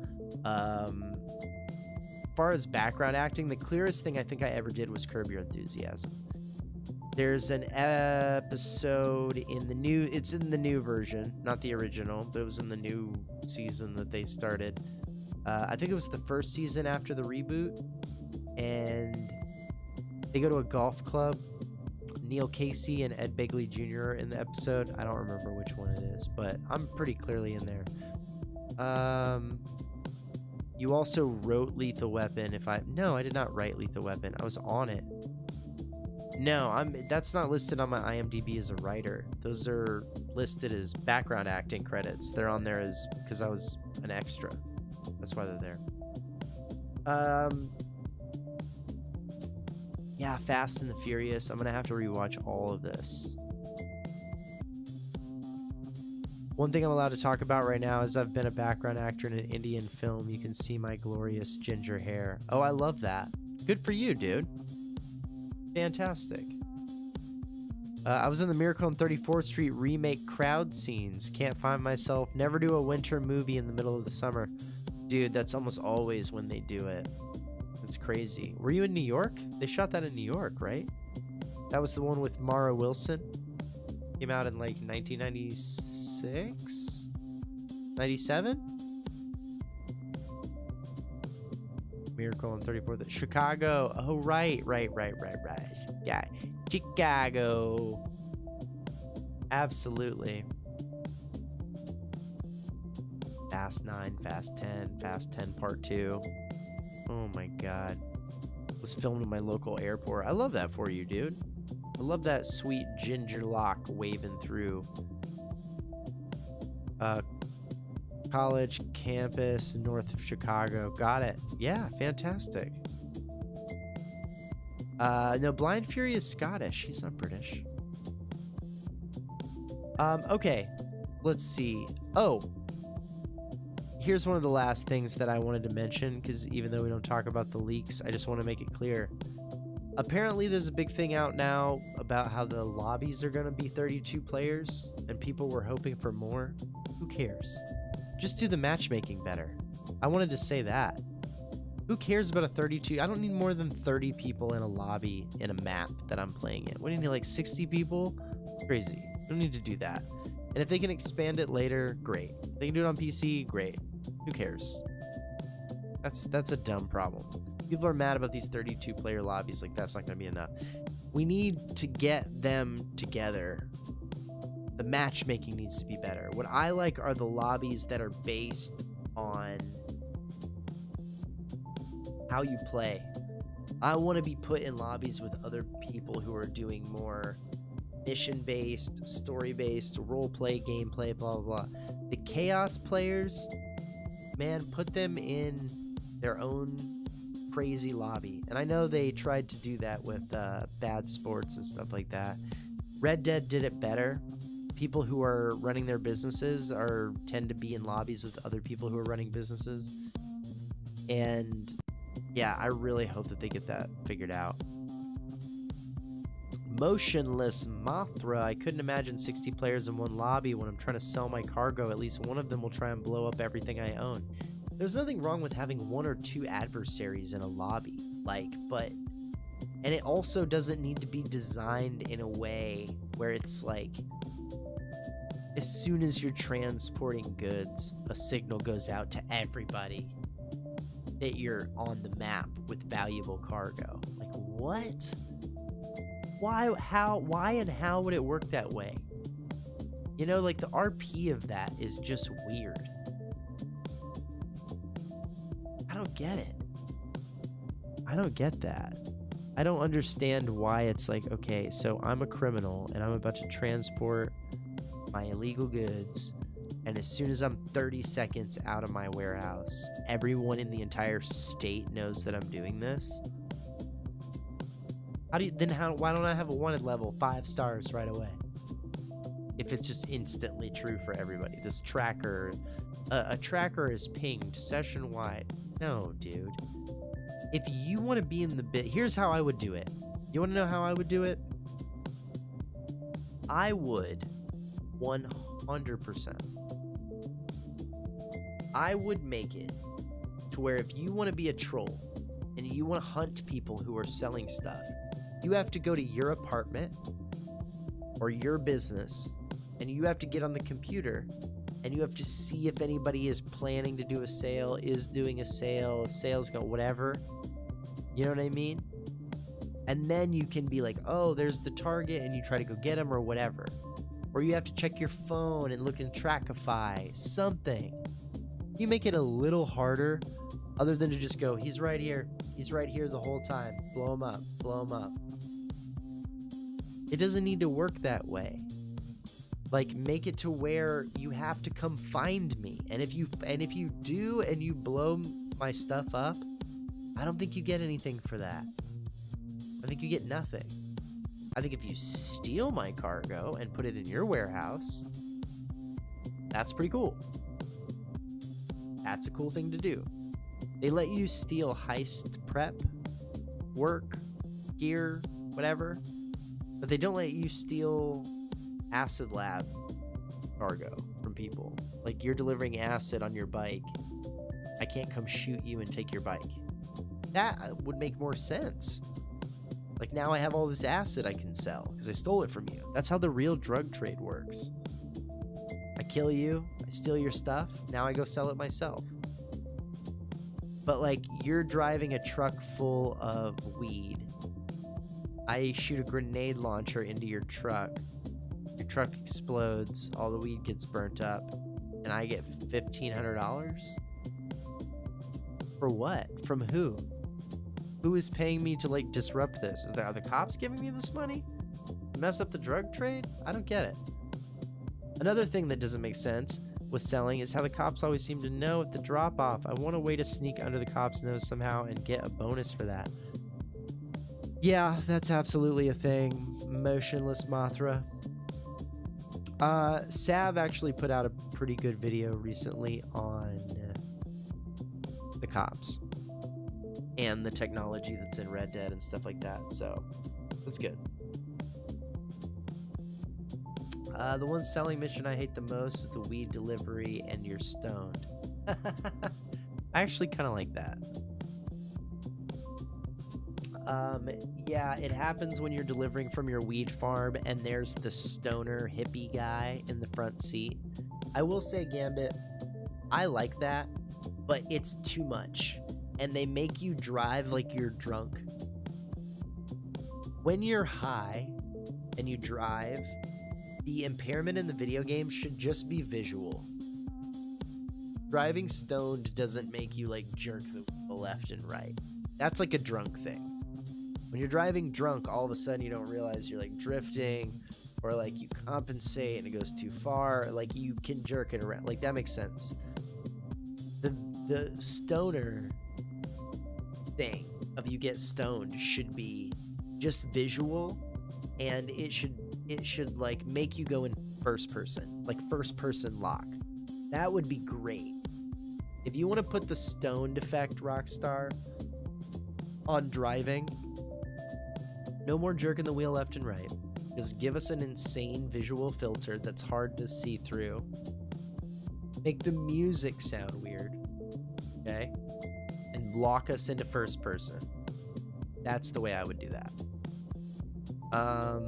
You're right about that. Who pays for the destruction aspect? Also, my gripe has always been, why am I the delivery boy? I own 20 million. Dude, I have a TikTok where I complain about that. It's at like 60,000 views or something. It like went low-key viral for my channel. Because you're right. It makes no sense that I have $100 million in a mansion and I'm driving a truck to drop off cargo. Or even worse, a boat. Get out of here. Which is funny, your stoned perception is not even like that. That's what I'm saying, dude. The pro tags get high in 5, not drunk like in 4, or both. I mean, you can get drunk. Because when you're stoned, you get super focused. Yeah, exactly. That's what I'm saying. It should just be an intense visual filter where it's like an eye and this is all blurry and you can see like that one thing and lock you into first person. That would be sick. Stoner can go to the store and McDonald's and drive through without crashing. Come on, Rockstar. Yeah, 100%. It's not easy, and it should be a filter that causes you to drive carefully and slowly.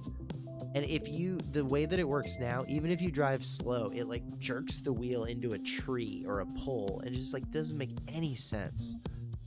I'm with you. It's completely ridiculous.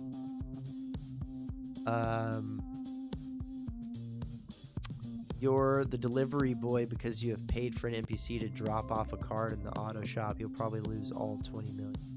Yeah, but Motionless Mothra, they could make that the deal. Like if you're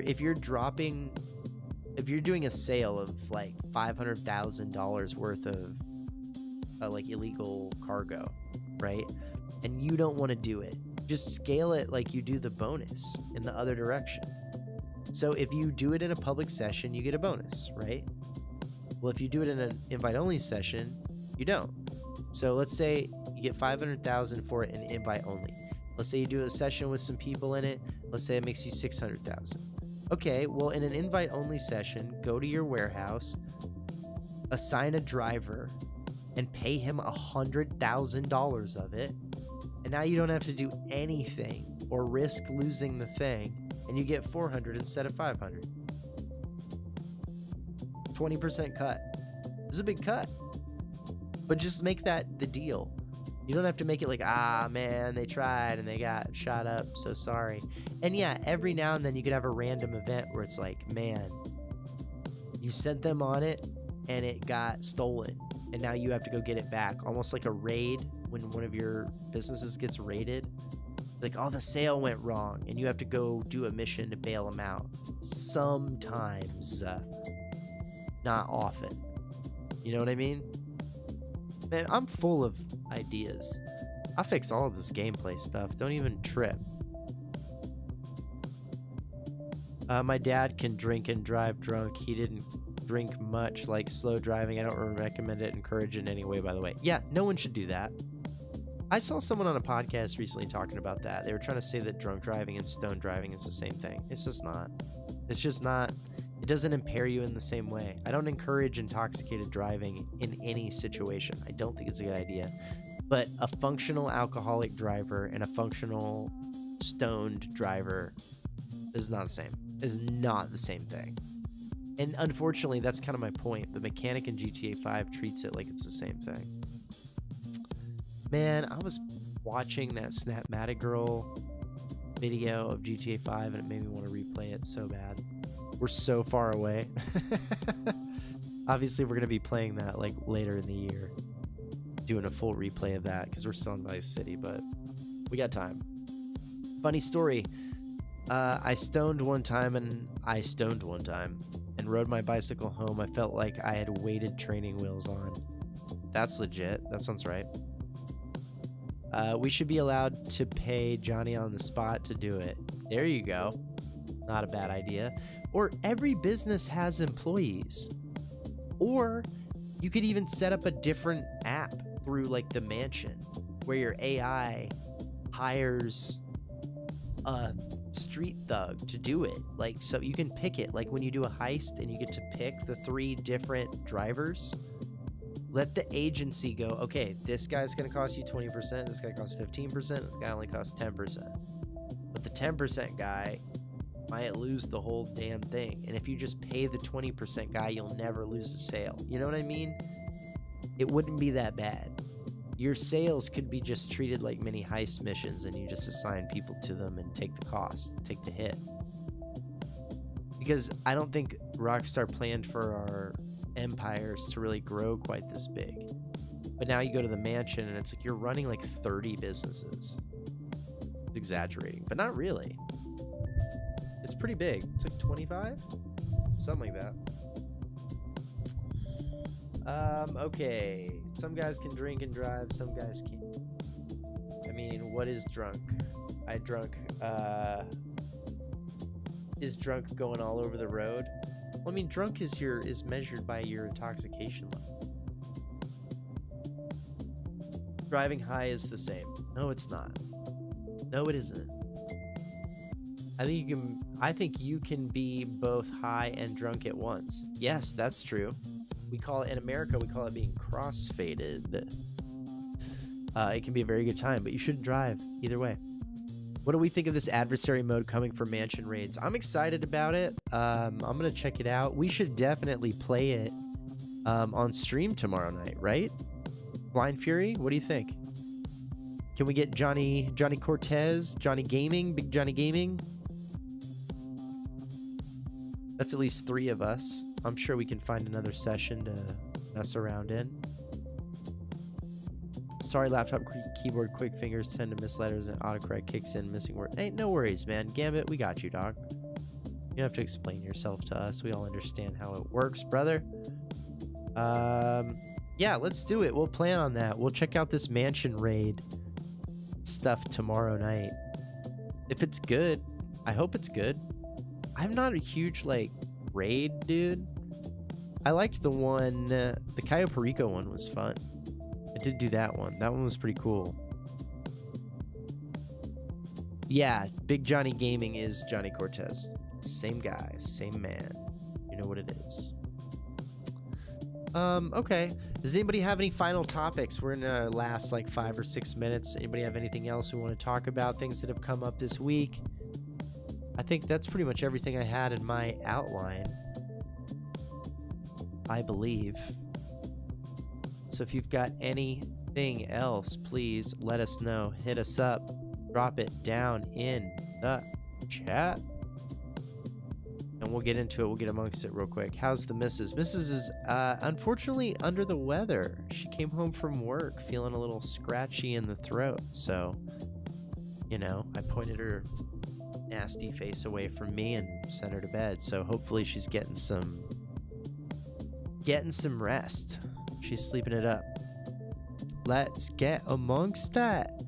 Oh, here's a thing. This is a thing I'm considering. Loving the content, BRX Ski 68. Appreciate you, man. Appreciate you being here. You know what? We haven't done it in a little bit. Bring it down. Let him hear it, Kev. Kev, let him hear the thing. It comes with extra napkins. We appreciate you.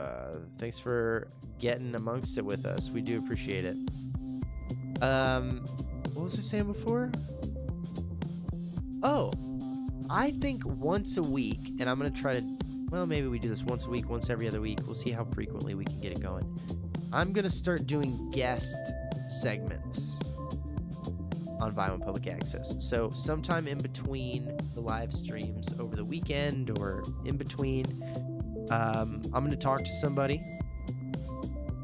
else in the GTA creator space, and we're going to have a little chit chat back and forth.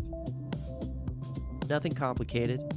And during the live stream, we will plug that in the segment, kind of like they did on the GTA 6 o'clock 100th episode, where they were in the studio live, but they're thrown into the segments with us. It'll be kind of like that. I like that format, and it can still feel like a live radio call. We won't be responding to the chat, obviously, because it'll be pre-recorded. But I talked to McTannon about this. I talked to MCT. 104.5. I don't know why I've always wanted to do it in a Scottish accent. Something about putting those together. I don't know. By the way, when is VPA doing a live show on location, like somewhere in Los Santos? That's a great idea. Man, I'd have to make sure that I had the connection for that. Yeah, no, we're going to have guests. I mean, we have had guests already. Let's be clear. We have taken live callers on the broadcast before. We also had Brandon Harris on. This is the voice of Blaine Bartleby on the bottom line of Vinewood Public Access, and had a great chat, great episode with him. Yeah, so we've had guests before, and we will have more, but I want to start having it on a regular basis where hopefully maybe one day a week we'll have somebody on the show just to chat for a little bit. McTannon and I both just had a crazy experience with the movie Heat. I made a video about movies. He watched it and thought to himself, I need to watch Heat. I heard on his stream him saying, I need to watch Heat. I thought to myself, I need to watch Heat. We both watched it. He had never seen it. I realized that I had never fully seen it, you know? And yeah. We both watched it that night and like had an amazing experience, and now I heard him on the stream today talking about like, oh man, it's amazing, and you got to check it out, and he's right. But I would love to talk to him about that. Love to talk to him about that movie, other movies, other things coming up. I want to talk to Snapmatic Girl, or at least some other female creators, on how they feel going into GTA 6 with a female protagonist. I'm fascinated. Window Fries, will the channel... My favorite question, he's here for it. Will the channel update to Vice City Public Access when GTA 6 comes out, or a spin-off channel? Yes. I'm just going to start saying yes to that question. That's my new answer to that question. Yes. Will we become something else in our hearts? Yes. We will do something else. When GTA 6 comes out, we will pivot. But Vinewood Public Access will always be the channel. I don't know that Vice City Public Access will be a thing. We'll see. Yeah, it might be a second channel situation. We'll see. You know, starting things from the beginning is a real pain in the ass. But we could be doing two totally different things over there. So we'll see what happens with Vinewood Public Access and Vice City Public Access. And I don't know if I want to do another public access show. I think that's the thing. Snapmatic Girl is AI. I don't know about that. Are you sure? You sure about that? Maybe. You really think so? I had a brief thought when I was listening to the video, but then I've heard something in that voice that I'm like, I don't know, it feels like a person. But if it's AI, it's good AI. Thought says Snapmatic sounds so AI, so fake, at least the video text 100% AI. I don't know. The script might be, but man, people in their AI scripts these days. That's like so many people. Kevin can host Vice City Public Access. Oh no, Kevin's not hosting anything ever. Kevin's not allowed to host. Kevin's not allowed to touch the microphone. That's a very important part of how Vinewood Public Access works. Kevin does not touch the microphone. We have been over that and over that and over that. She doesn't reply to comments or like comments or heart comments at all. Yeah, I mean, maybe. I'm glad you enjoyed Heat, by the way. It's such a classic movie. It's clear Rockstar loves that film with reference. Yeah, dude, Heat is like their favorite movie of all time. Absolutely crazy. I may just give Vinewood Public Access to Blind Fury when I leave, you know? When I go to Vice City. We'll let him run the station. Let's see. Now, I don't know if I'd want to do another... I don't know if I'd want to do another public access station. The idea that I had for GTA 6, which I don't even know if this would work because it might already exist, is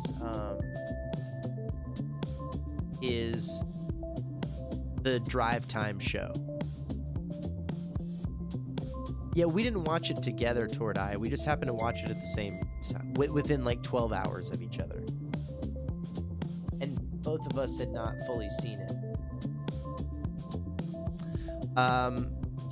So... Blind Fury making me laugh over here, dude. No, I think with GTA 6 and Vice City, I want to do a drive time show. If it doesn't already exist in their universe, I want to do like a "you're tuned in to drive time in the morning." Like, I want to do like a Zoo Crew radio show for the morning. I just think that's more interesting for that town. You know what I mean? Like, I think that's a more interesting vibe than the public access thing. The reason public access in Vinewood is interesting to me is because Vinewood, being Hollywood, is a place where people come to be entertainers, very specifically. Like, the whole idea of Tommy Singles is that he moved here to make it, to be somebody. Like, that's what Vinewood is about. And so Vinewood Public Access is the story, basically, of Tommy saying, like, I stayed and made my own thing because I couldn't make it, because I didn't get the job, because I failed. So, fuck it. I'm just going to do my own thing. That's the idea. And I don't know if that concept makes the same amount of sense in Vinewood Public Access. But again, what I've always said, and to expand on this because you asked the question earlier, what is the plan for Vice City? And it's based on Vice City. I need to go there first. I need to be there. I need to drive around. I need to listen to the radio. I need to get a vibe. And then I can write. You know? It's kind of like, I work on TV shows. I've been writing on TV shows for a long time. And when you write for a cast that already exists, you have to write for them. You can't just write what you think is funny. You can't just write the dialogue that you would say. You can't just write the things that your brain comes up with. You have to actually find a way to write in other people's voices. When McTannen, MCT, guest starred on the VPA Christmas special, he made his own changes, but I wrote his script. I wrote him into the script, and I wrote the dialogue for him in his voice, the way that I thought he would speak. He made adjustments, he improvised, he changed things. But the first thing he said when I sent him the script was like, damn, this is pretty much how I talk. And that's because that's what I do, is I listen to voices and tone and word choice and things like that, so that when I put things together for people, it makes sense. Vinewood Public Access is very thought out. It's very intentional. It's very on purpose. And so I feel like I need to know what Vice City is like for real before I can write a show that makes sense there, because I will put a tremendous amount of thought into it. Like, I don't even know that fans of VPA understand the nuance of it. There are so many little things in VPA that I've put out that are like little references and quotes and things like that, to games, to movies, to things that I like in my life. I like writing really dense stuff in my personal life. I like stuff that's like, I liked the show Arrested Development. I like shows that are really dense and You know, I studied Shakespeare for a number of years. I like that shit. I like it when it's like, oh, it means this and that and this and that all at the same time. And you got to figure that out. You got to take its time.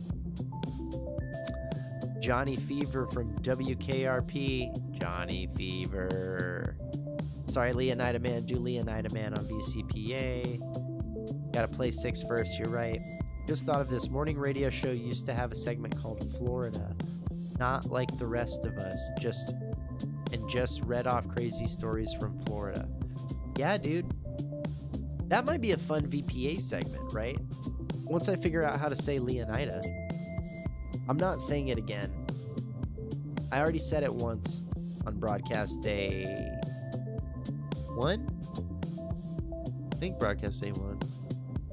I already said it once, and I said Leonida, and I'm just waiting for it to be Leonida, so I look like a fucking jackass. Ugh, cold tea. Ugh. Then we gotta wrap this stream up pretty soon. Let's see. Hit us up, join the Discord, buy a mug. Really, you know, I was not gonna hawk a lot of my merch, and this is just a simple white mug with this logo on it. I just think it's sick. I just really like this. And here's the back. Just so that you're seeing it. I'm also I'm a mug guy. Big mug dude. I got a lot of mugs. I got a wall of mugs in my kitchen. I got more mugs up here. 1, 2, 3, 4, 5 mugs just here in the studio. So get yourself a Vinewood Public Access mug. Pretty sick. And good when you're sick. So there's that. Facts, they've been dodging the bullet for time now. How do we pronounce the state name? I need to know so bad. God, I need to know so bad. I'm in the Discord already. Well, then I'm not talking to you. Yeah, the link is not in the description. I did not update it in time. We're about to wrap the stream up, so you know, it is what it is. I think the people who wanted to join got in. I'll make sure it's updated in the next one. Get a mug to look cool in the office and get a hoodie to be the coolest person on the streets. And we appreciate you, Blind Fury. You know what? 2 people have put orders in on the merch store, and I don't know who they are. I have no idea who they are. I can look at the orders, and I know one's Blind Fury. I know one was a sample that I put in. There's some other people who told me that they were buying stuff, and I was like, oh, cool shit. Thank you. I appreciate it. There are 2 orders. I just don't know who they are. I appreciate them. Maybe they'll let me know, or they'll send us a pic, get us involved. We like the music overall. Maybe once I get back to work. Oh, dude, don't even trip, man. If you're working on your legs or your back or whatever it was, delivering that liquor, dude, take your time. Another early 2000 show I need to try and watch a bit before is Burn Notice. Burn Notice is a big Miami show. It is definitely a show that takes place in Miami. I've never watched that show, but some people really with Burn Notice. Some people do. I don't. I'm glad you guys like the music. Good.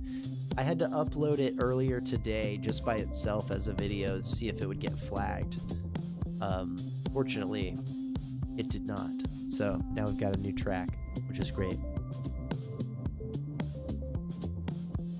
Right, you know, and this is all nighttime music because later when VPA goes daytime, which it will go daytime, when that happens, we're gonna have probably very different music. This is our night jam. These 2 are our night jams. This one and the other, the chill vibe.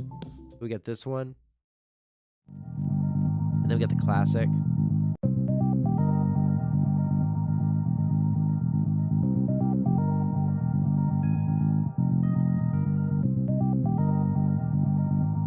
Oh man, I'll never get tired of this. This is the OG, dude.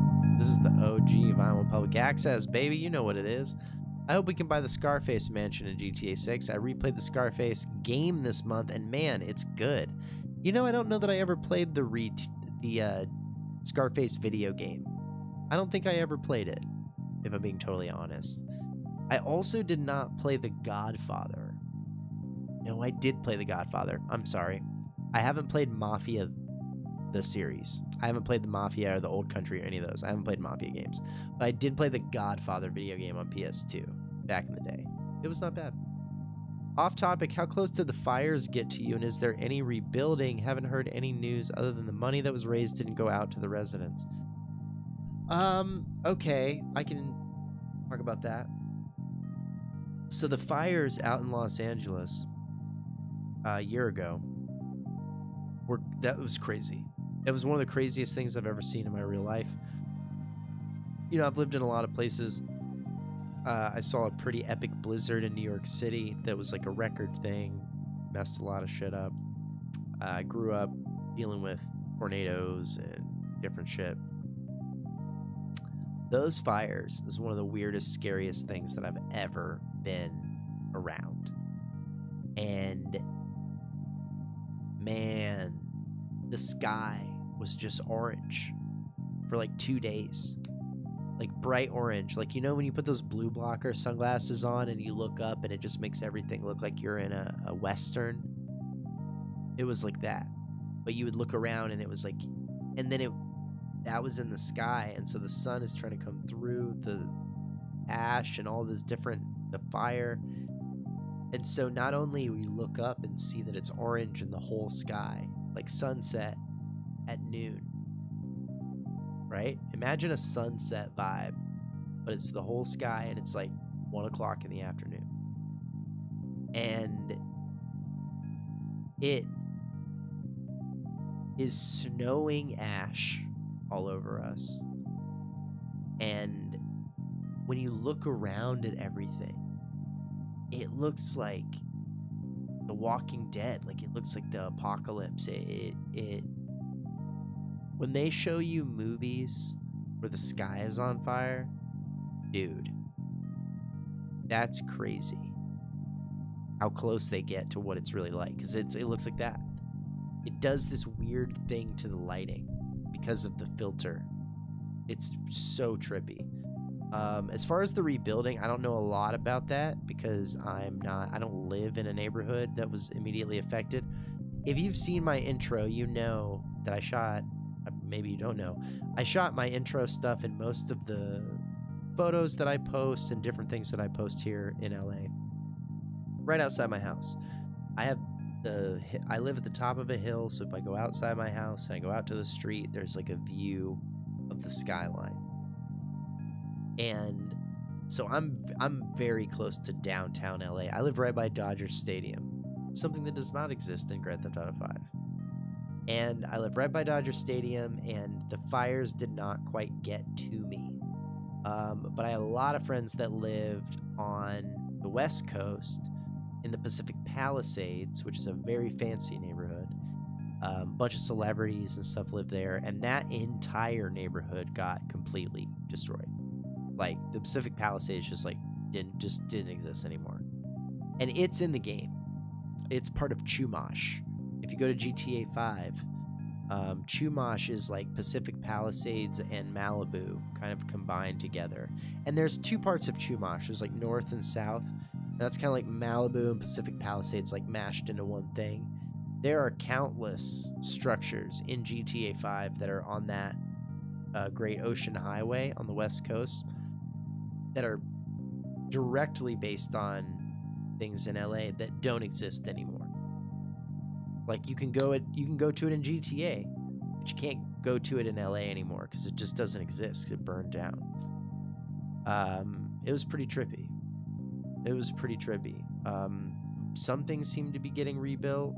Stuff Rick Caruso, the guy who ran for mayor but lost, his neighborhoods that he invested in, I think they're rebuilding those. But man, I really don't know. Don't have a great update on that for you.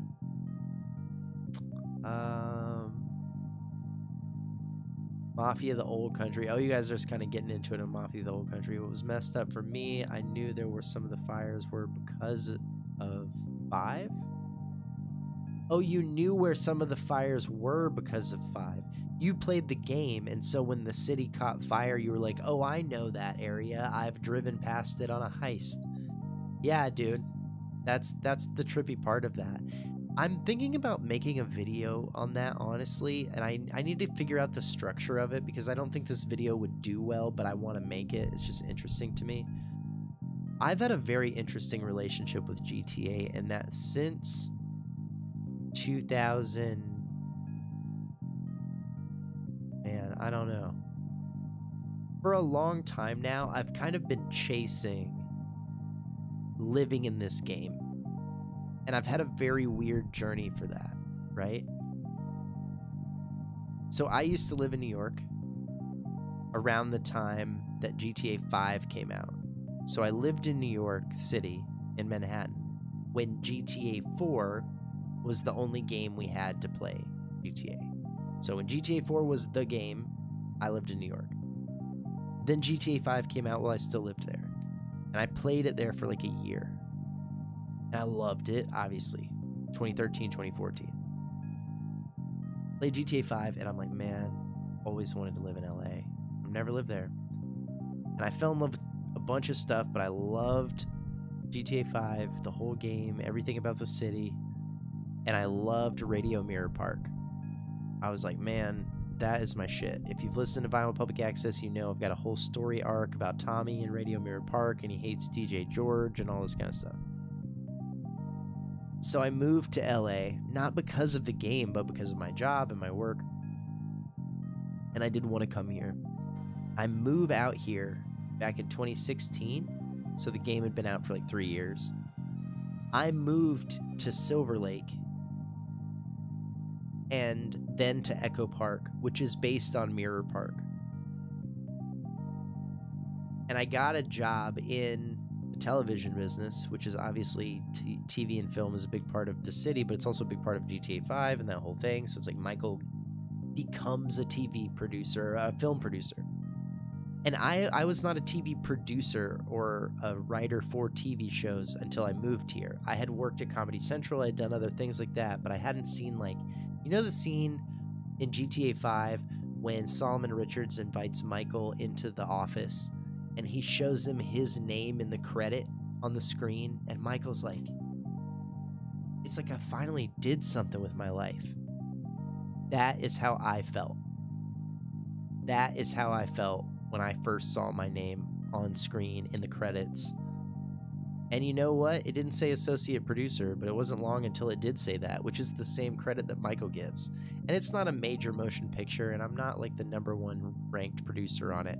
But when I first started making TV shows and I saw my name on the TV and it said producer Rob Morris, I was like, holy shit. I felt like Michael felt. I was like, every crazy weird thing, and I don't come from a lot of great stuff, and half my family's been in jail, and you know, there wasn't an easy road paved for me. And much like Michael, I feel like I did what I had to do and worked hard to try to get where I had to go. And I didn't always do the right thing, but I did my best. And so when I finally got the Hollywood gig, I was like, man, this is crazy. Now, with Vinewood Public Access in this last year, the one thing that I've always really wanted to do was have my own radio station in the game. I've wanted that since like 2001, since I was a little kid, since GTA 3 and Chatterbox FM. And now, in 2026, I'm shifting from doing the TV producer thing, which I still will do, and writing, which I still will do, to really spending some full-time energy on this. And I don't know if you know, but I'm literally in the game. Or at least I've made this thing where I'm in the game. So it's like I've kind of become this weird meta version of myself. It's like I am my GTA Online character, but I'm not. And now my wife keeps joking. She's like, 'cause she's from here. She's Yumi Ho of Simon Ho Korean Noodle House, except it isn't Simon Ho Korean Noodle House, it's Stephen Wang CPA. Like, her dad is still a Korean business owner here. So there's a lot of parallels to that. And she's like, you know, we're not moving to Miami, right? I was like, I don't want to move to Miami. I've never wanted to live in Miami. I have been to Miami. I would love to take a trip to Miami. But I tell you what, I'm not moving to Miami. 0% interested in that. I'll go there and film content, but my God. Oh shit, she voiced that ad. Nice. Yeah, she voiced the ad, and she also calls into the station on the first day, I think. Second day? I don't remember. It's hard to keep it all straight in my head. But yeah, I made a character up for her. And that's because it's part of the parallel. Rob, following the GTA stories, Michael was a movie star, Rob was a movie star. I don't know about that. So Rob Morris pregnant after GTA 6 confirmed. Oh yeah, that's my plan, is to get fully impregnated as soon as possible once the game is out so that I can match the story. That's the plan. I want to move to Miami. Condo might be the worst place on earth. Yeah, dude, I'm not trying to live in Miami. I can't handle the humidity. Take a trip with her when GTA 6 drops. Not a bad idea. We'll see about that. There's some Miami in Canada. I want to move to Miami. Oh, it does say Miami, Canada. I thought you said Miami condo. Miami, Canada. Congrats ahead, Rob. Hey, thanks, man. We'll see. We'll see. All right, guys. We went a little long, but I'm not mad about it. I know it's only a 2-hour stream, but it's getting late here, dude. It's late. And people got to get up and go to work, some of us. One day will be a daytime show, and we can stream for 3.5 hours. WTF have I just walked back in on? Oh, he must have come in on the me getting pregnant thing. It's okay, buddy. Don't worry. We're all going to go to Miami, Canada, and get pregnant together. If you're just joining us, we're on Vinewood Public Access, the #1 fan-created GTA talk radio station. And it has been a hell of a night, I gotta tell you. I know we didn't get any gameplay in tonight. Normally we do on Wednesday, but I gotta tell you, this has been a fun one. I had a very good time hanging out with you gents tonight and talking about a bunch of different stuff. We talked about, you know what, we'll go back through it because I have this wonderful graphic. Tonight on VPA Live, what do we talk about? We talked about Take-Two stock tumbling over $100 million apparently because Jason Schreier can't keep his damn mouth shut. Jesus Christ. Get it together, Jason. Watch what you say. We looked into the Red Dead spider mystery, following Strange Man's strange journey across West Elizabeth or whatever that place is called. Man, that whole thing blows my mind. Even just thinking about it right now, I can't. If you missed us diving into Strange Man's Red Dead spider mystery, go check it out. Laszlo Jones might have done it. We don't know. Rewind. Be kind. Not mad about it at all. It's a really cool thing to see that it's lasting that long. And we jumped in a little bit to the movies of GTA and those that inspired it. Of course, we hit up Heat. My God, Heat. The great Heat. And we talked about how important it is to GTA 5 and its characters. We talked about Lethal Weapon and the difference between the shooting abilities of Roger Murtaugh and Mr. Martin Riggs. And how that may play into the Deadeye game mechanics that are included with Jason and Lucia. We don't know. It could happen. We don't know yet. We talked about that. We also talked about The Place Beyond the Pines. We talked about how that movie may or may not actually have something to do with GTA 6, and maybe more importantly than that, we talked about how Blue Valentine sucks. What a shitty movie that is. We did talk about it. Schreier was on, not on this. We're talking about his recent podcast appearance. That's what we were talking about. Tordai, we appreciate you coming in from the future, man. Taking time and making time. We love it. Let's give a big, fat, thick shout out to our members. Our members that have been knocking about. We've had Blind Fury in here. Our employee of the month, VPA employee of the month, Blind Fury. We love you, buddy. Gambit Arcana. Did Gambit leave? Looked like he was here earlier. Gambit Arcana, we appreciate you, brother. Jamie Hexam was here. I know he had to turn in earlier. Did I miss Jamie's goodbye? He often says it, but I think I missed it earlier. We appreciate you, Jamie. Gambit's here. We love you, buddy. Thank you for your participation. I think you were first in the chat tonight, too, so you're the winner. Someone's got themselves a fast track to VPA Employee of the Month in February. Just Rider 411, what's going on, buddy? We appreciate you. Thanks for dropping by. I hate to say it, but we're about to wrap it up over here.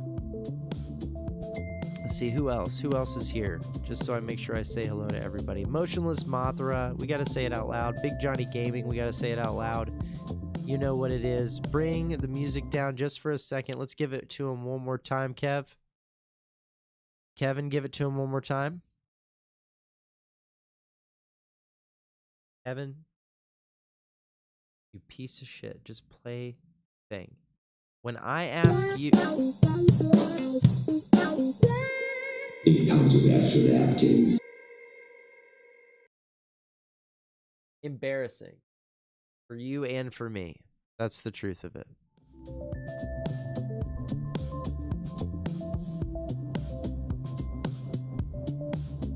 How does one get Employee of the Month? Is it random? No, it's not random. It's intentional, and you get Employee of the Month when I choose it. Where's my Employer of the Month award? Shut up, Kevin. God. Useless. No, Employee of the Month is not random. I pick them, and when you're the best, that's when that happens. Who likes the movie Friday? I love the movie Friday. I actually really like the movie Next Friday. The first one is good. I really like the second one because Chris Tucker is great, but Mike Epps is amazing as well. So, let's see. Samurai Beast Warrior 2886. Have I ever even said that name? Have I ever even said that? Let him hear it, Kev. Can you play the thing? Kevin, can you play him? It comes with extra napkins. You bet your perfect fat tits it does. All right, we got to wrap it up, everybody.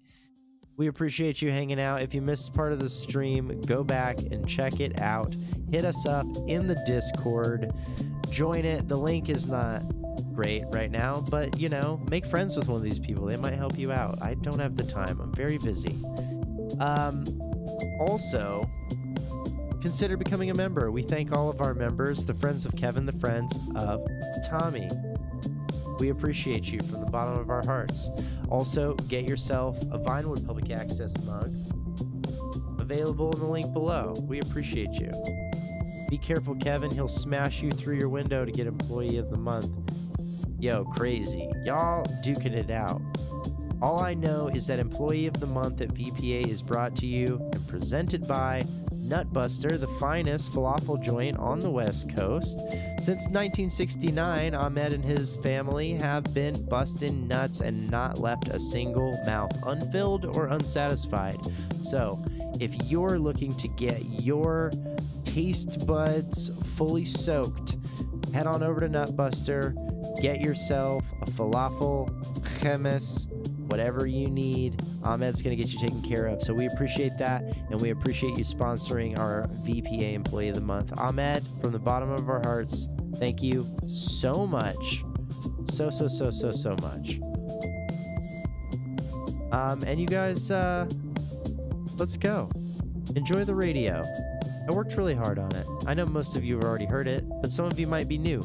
And if you are new to the channel, please stick around and listen to Vinewood Public Access, the in-game fanfiction radio station that I made, including voices from a number of our fans, viewers, and other GTA creators. Thank you so much for your time, and enjoy Vinewood Public Access.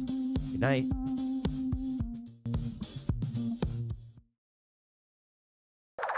Access.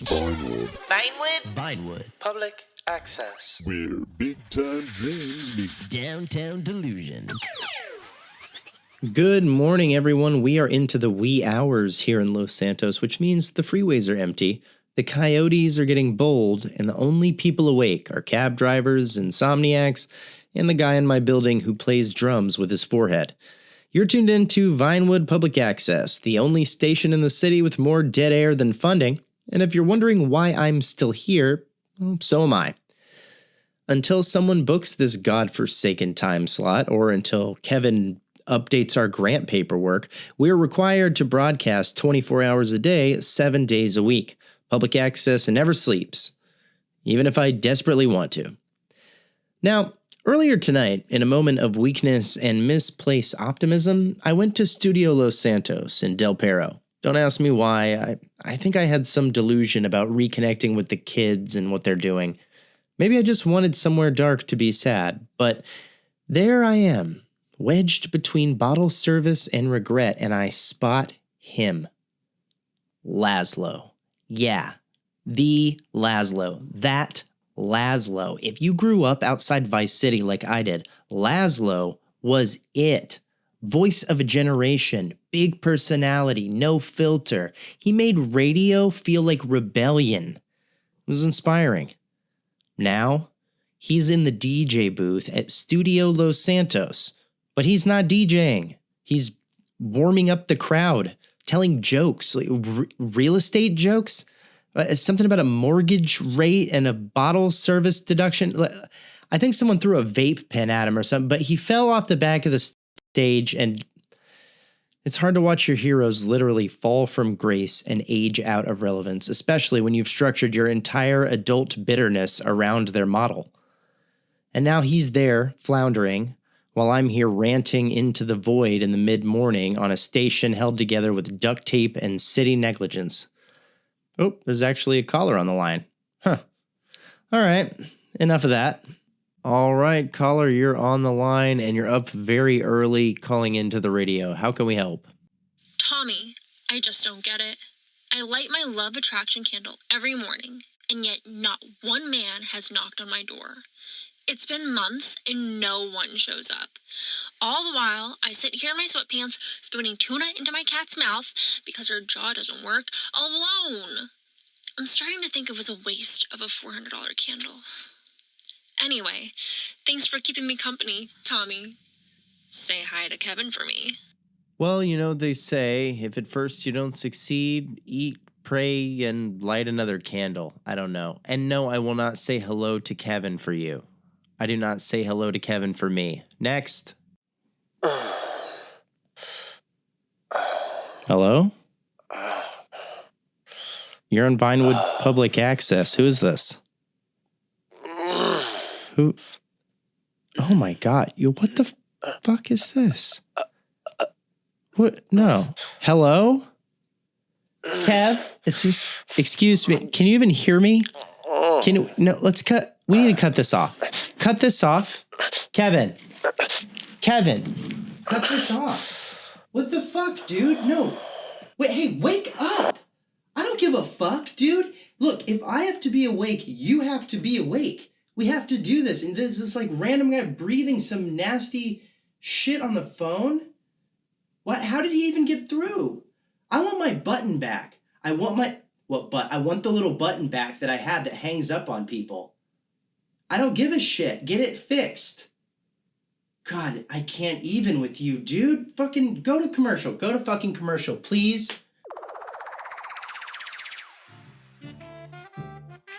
Do you want to be a post-apocalyptic millionaire while your neighbors are resorting to cannibalism? Do you want to be living the good life or having to eat your children in order to survive? Call Monetary Science today. We buy gold and other precious metals, from silver and platinum to lead and aluminum, including the foil. You're only a few gold bars away from being the king of the apocalypse, my friend, with your choice of all the women, wine, and food that makes it through the end of days. Seriously, when things go down, women flock to the man on top of the hill with the shiny shit, and no matter how fat, balding, or boring he is. $1 invested in gold in 1800 would be worth over $15 today, or maybe more. Now that's a smart investment. You will become the post-apocalyptic banker and really stick it to the masses. That is, if you can avoid being robbed blind by marauding outlaws. Gold is trading at a 200-year high, so now is the time to buy. Call in today at Monetary Science. We're Armageddon proof.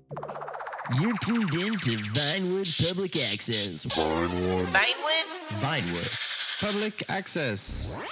Because, what are we even doing right now? Listen up. Welcome back to Vinewood Public Access. Just want to remind everybody, tonight we've got a new episode of The Getaway Chronicles with Angela Steele. You don't want to miss it. All right, folks, it's time for that part of the show where I hand things over to a man who somehow has both the charm of a used car salesman and the soul of a tax audit, Blaine Bartleby. Blaine hosts The Bottom Line, and despite being the smarmiest man alive, he's also just charming enough that people buy into it. I should hate him more than I do, and yet I let him have airtime. Because if nothing else, at least Blaine is proof that if you say something confidently enough, people will pay you for it. Plus, he gave me beat-off headphones for Christmas, and, well, I use them all the time. I'm a total beat-off addict. So, brace yourselves. Here comes The Bottom Line with Blaine Bartleby. Try not to let your wallet fall out of your pocket. You're listening to The Bottom Line. Progress is mandatory, and ethics are optional. Good morning, loyal listeners. This is The Bottom Line, where we celebrate the beauty of the unchecked capitalism and innovation that's driving Los Santos, and soon the world, into the future. I'm your host, Blaine Bartleby, Chief Optimism Officer, here to remind you, resistance is futile, but compliance is profitable. Let's dive in, shall we? Today on Product Spotlight, we're thrilled to introduce a game-changing innovation from our friends at Malt Tech. That's MALT, Mass Automation and Labor Tracking for you lay people. The Wage Cuff. Yes, folks, the Wage Cuff is here to revolutionize the workplace. Imagine this, a sleek, ergonomic bracelet that not only monitors your productivity, but encourages you to work harder by delivering a mild, incentivizing jolt whenever your output dips below acceptable levels. And don't worry, it's totally safe. 99.7% of testers reported no lasting nerve damage. That's no one. Plus, it comes with customizable shock levels, so managers can really personalize their motivational tactics. I mean, that's what I call innovation. Call now to order yours, and they'll throw in a free resignation fee waiver kit. Because at Maltech, quitting should cost you. Literally. Now it's time for Employee of the Month. As always, this honor is brought to you by Shark Card Banking Services. Borrow what's already yours. Today's winner is Chuck Dingler, a janitor at Cluck & Bell's Industrial Protein Refinery, who has worked 73 consecutive double shifts without a single bathroom break. Let's hear it from Chuck. I am deeply humbled to be a Cluck & Bell's Poultry Hero of the Month. My boss, Mr. Grindle, is a true pioneer of workplace motivation thanks to his brilliant use of the wage cuff. Every little jolt reminds me to stay focused on my duties, mopping floors, scraping industrial protein sludge, and running quality checks on the gizzard clipper. I'd like to thank Cluck & Bell's recognition of my dedication to our noble mission of maximum efficiency at minimum humanity. This certificate will hold a place of honor in my heart and in my locker until I inevitably collapse from exhaustion and my locker is cleaned up by management. Remember, as Mr. Grindle says, breaks are for eggs, not employees. Thank you. Can I please go now? Please. Truly inspiring, Chuck. Thank you for your service. Remember, folks, Cluck & Bell. Suffering never tasted so good. And now, the segment you've all been waiting for, the future of business. Joining us today is Bryce Hardwick, CEO of CrimSafe AI Solutions, the innovators behind Los Santos' brand new biosurveillance network. Bryce, welcome to the show. Thank you, Blaine. It's an honor to be here, shaping the future of San Andreas, one facial scan at a time. Now, Bryce, rumor has it CrimSafe is revolutionizing safety in Los Santos by installing cameras in, every public bathroom and changing room in the city. Care to elaborate? Of course. Our patented biosurveillance technology ensures that everyone, and I mean everyone, is safe at all times by tracking suspicious activities such as tying your shoes too slowly or wearing hoodies in warm weather, we're able to proactively prevent crimes before they occur. Incredible. Now, I'm sure some folks, the usual privacy nuts might say this sounds a little Orwellian. What do you say to that? Well, I would say, Blaine, that that's quite a 20th century way of thinking. We at CrimSafe believe that privacy is a small price to pay for absolute control over your personal security.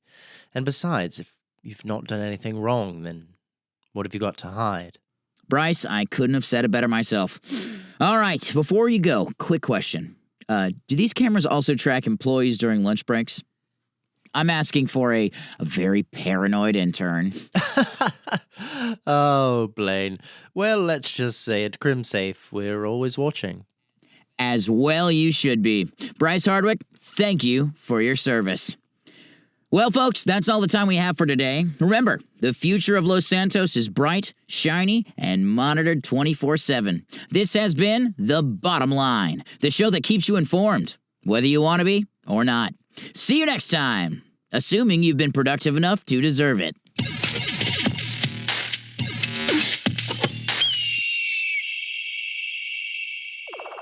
You're tuned in to Vinewood Public Access. Vinewood Public Access.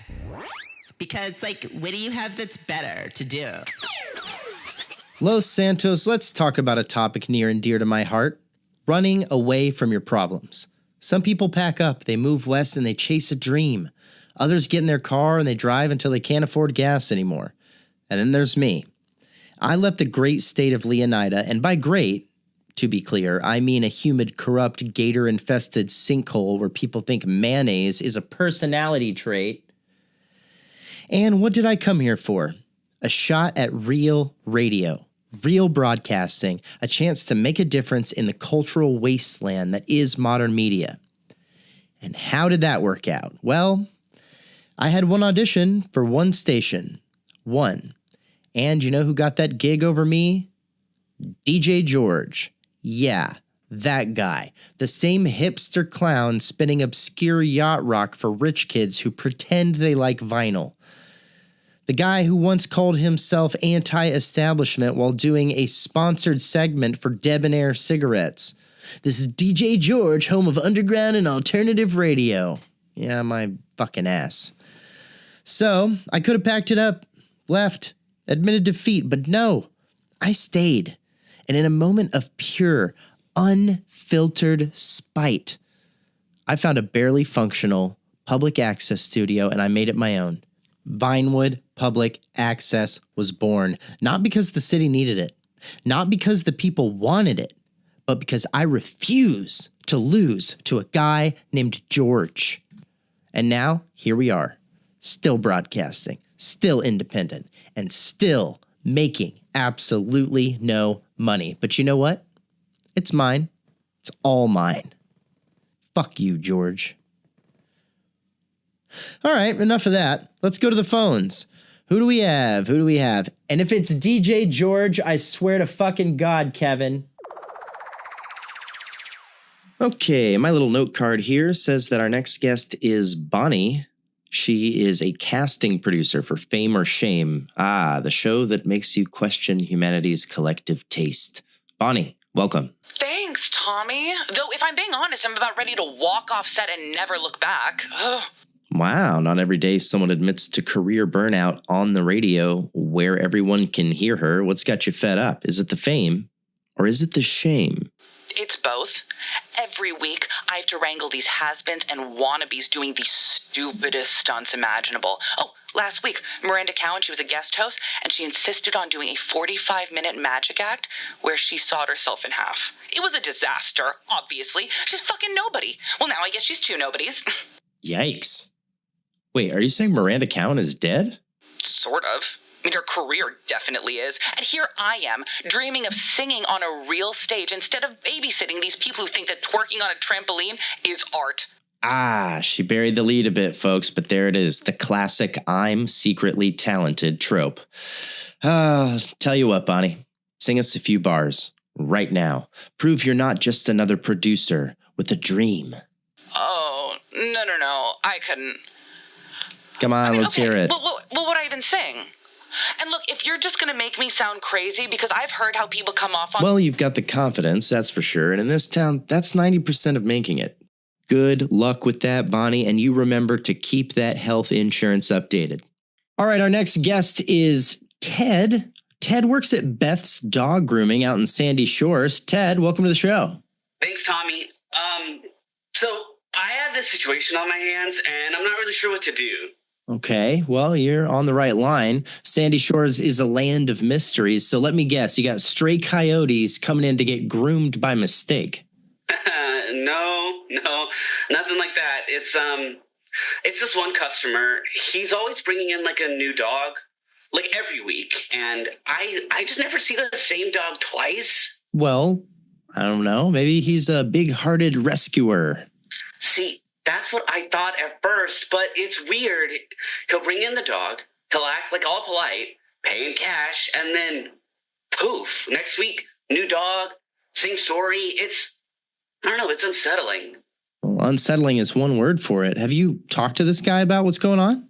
I tried once. I joked like, haha, what are you doing? Open a dog rental service or something? And he just stared at me dead-eyed and said like, something like that. Yikes. Well, my advice would be to start keeping a list of license plate numbers and maybe check if there's a community barbecue happening after each visit. You know what I mean? A barbecue. Oh, no. Oh, no. Oh, Jesus Christ. No. Oh my God. Well, good luck with... Well, Ted? Well, good luck with that, Ted. I'm sure there's a logical explanation. I'm just suggesting that the logical explanation is that this man is eating those dogs. Keep your distance, and thanks for stopping by, Ted. All right, next up, we've got Alan. He's a bartender from the Diamond Casino and Resort. Alan, what's shaking besides the drinks? And it sounds like your nerves? Tommy, it's bad. Real bad. I'm not sure I'm going to make it through another shift. Oh, sounds dramatic. Calm down, buddy. Tell me more. The valets, they're dropping like flies. Every time a car pulls up, there's a 50-50 chance the guy taking the keys won't survive the drive to the parking lot. Oh, well, that's what you get for parking sports cars in a city with heat-seeking RPGs everywhere. But how's that affecting you, Alan? You're slinging drinks on the inside, not steering Lampadottis. Yeah, but the fear's contagious. I've seen guys get knocked out cold just for standing too close to the valet explosion. What if I'm next? What if I'm eating a sandwich? I'm right there. I can't afford to get fired. Whoa. Hey, maybe you don't take your smoke breaks next to the valet stand, buddy. Just a thought. Or, I don't know, you wear some body armor under your uniform. It's Los Santos. Nobody's going to question it. Body armor? You might be onto something. Tommy, thanks. Well, I'm always here to help. You go mix yourself a stiff drink, buddy. Sounds like you've earned it. All right, folks. Next up, we've got Dwayne. He's on the line for Los Santos Office Supply Company, and he's here to talk about, God, I can't imagine, the thrilling world of staplers. Man, more like the dying world of staplers, Tommy. My store's going out of business, motherfucker. Shocking. In a city where people solve disputes with rocket launchers, who would have guessed office supplies would not thrive? Man, it ain't just the rocket launchers, it's the online retailers. They're selling bulk paper clips for half the price that I gotta pay to stock them motherfuckers. A tragedy of capitalism. Have you considered rebranding? Maybe start selling tactical staplers. Man, it's funny you should mention that. I did launch a line of battle-ready binders, but that ain't really catch on. Los Santos was not ready for your genius, Dwayne. I've heard it a million times. I've lived it a million times. Do you have any final words for our listeners? Yeah, as a matter of fact, I do. Support local business, unless you want to see the whole world drown in a sea of generic gel pens and discount paper clips. Poetic. All right, we got a call coming in from Little Seoul, home of the teeny tiny strip mall. You're on the air. What's up?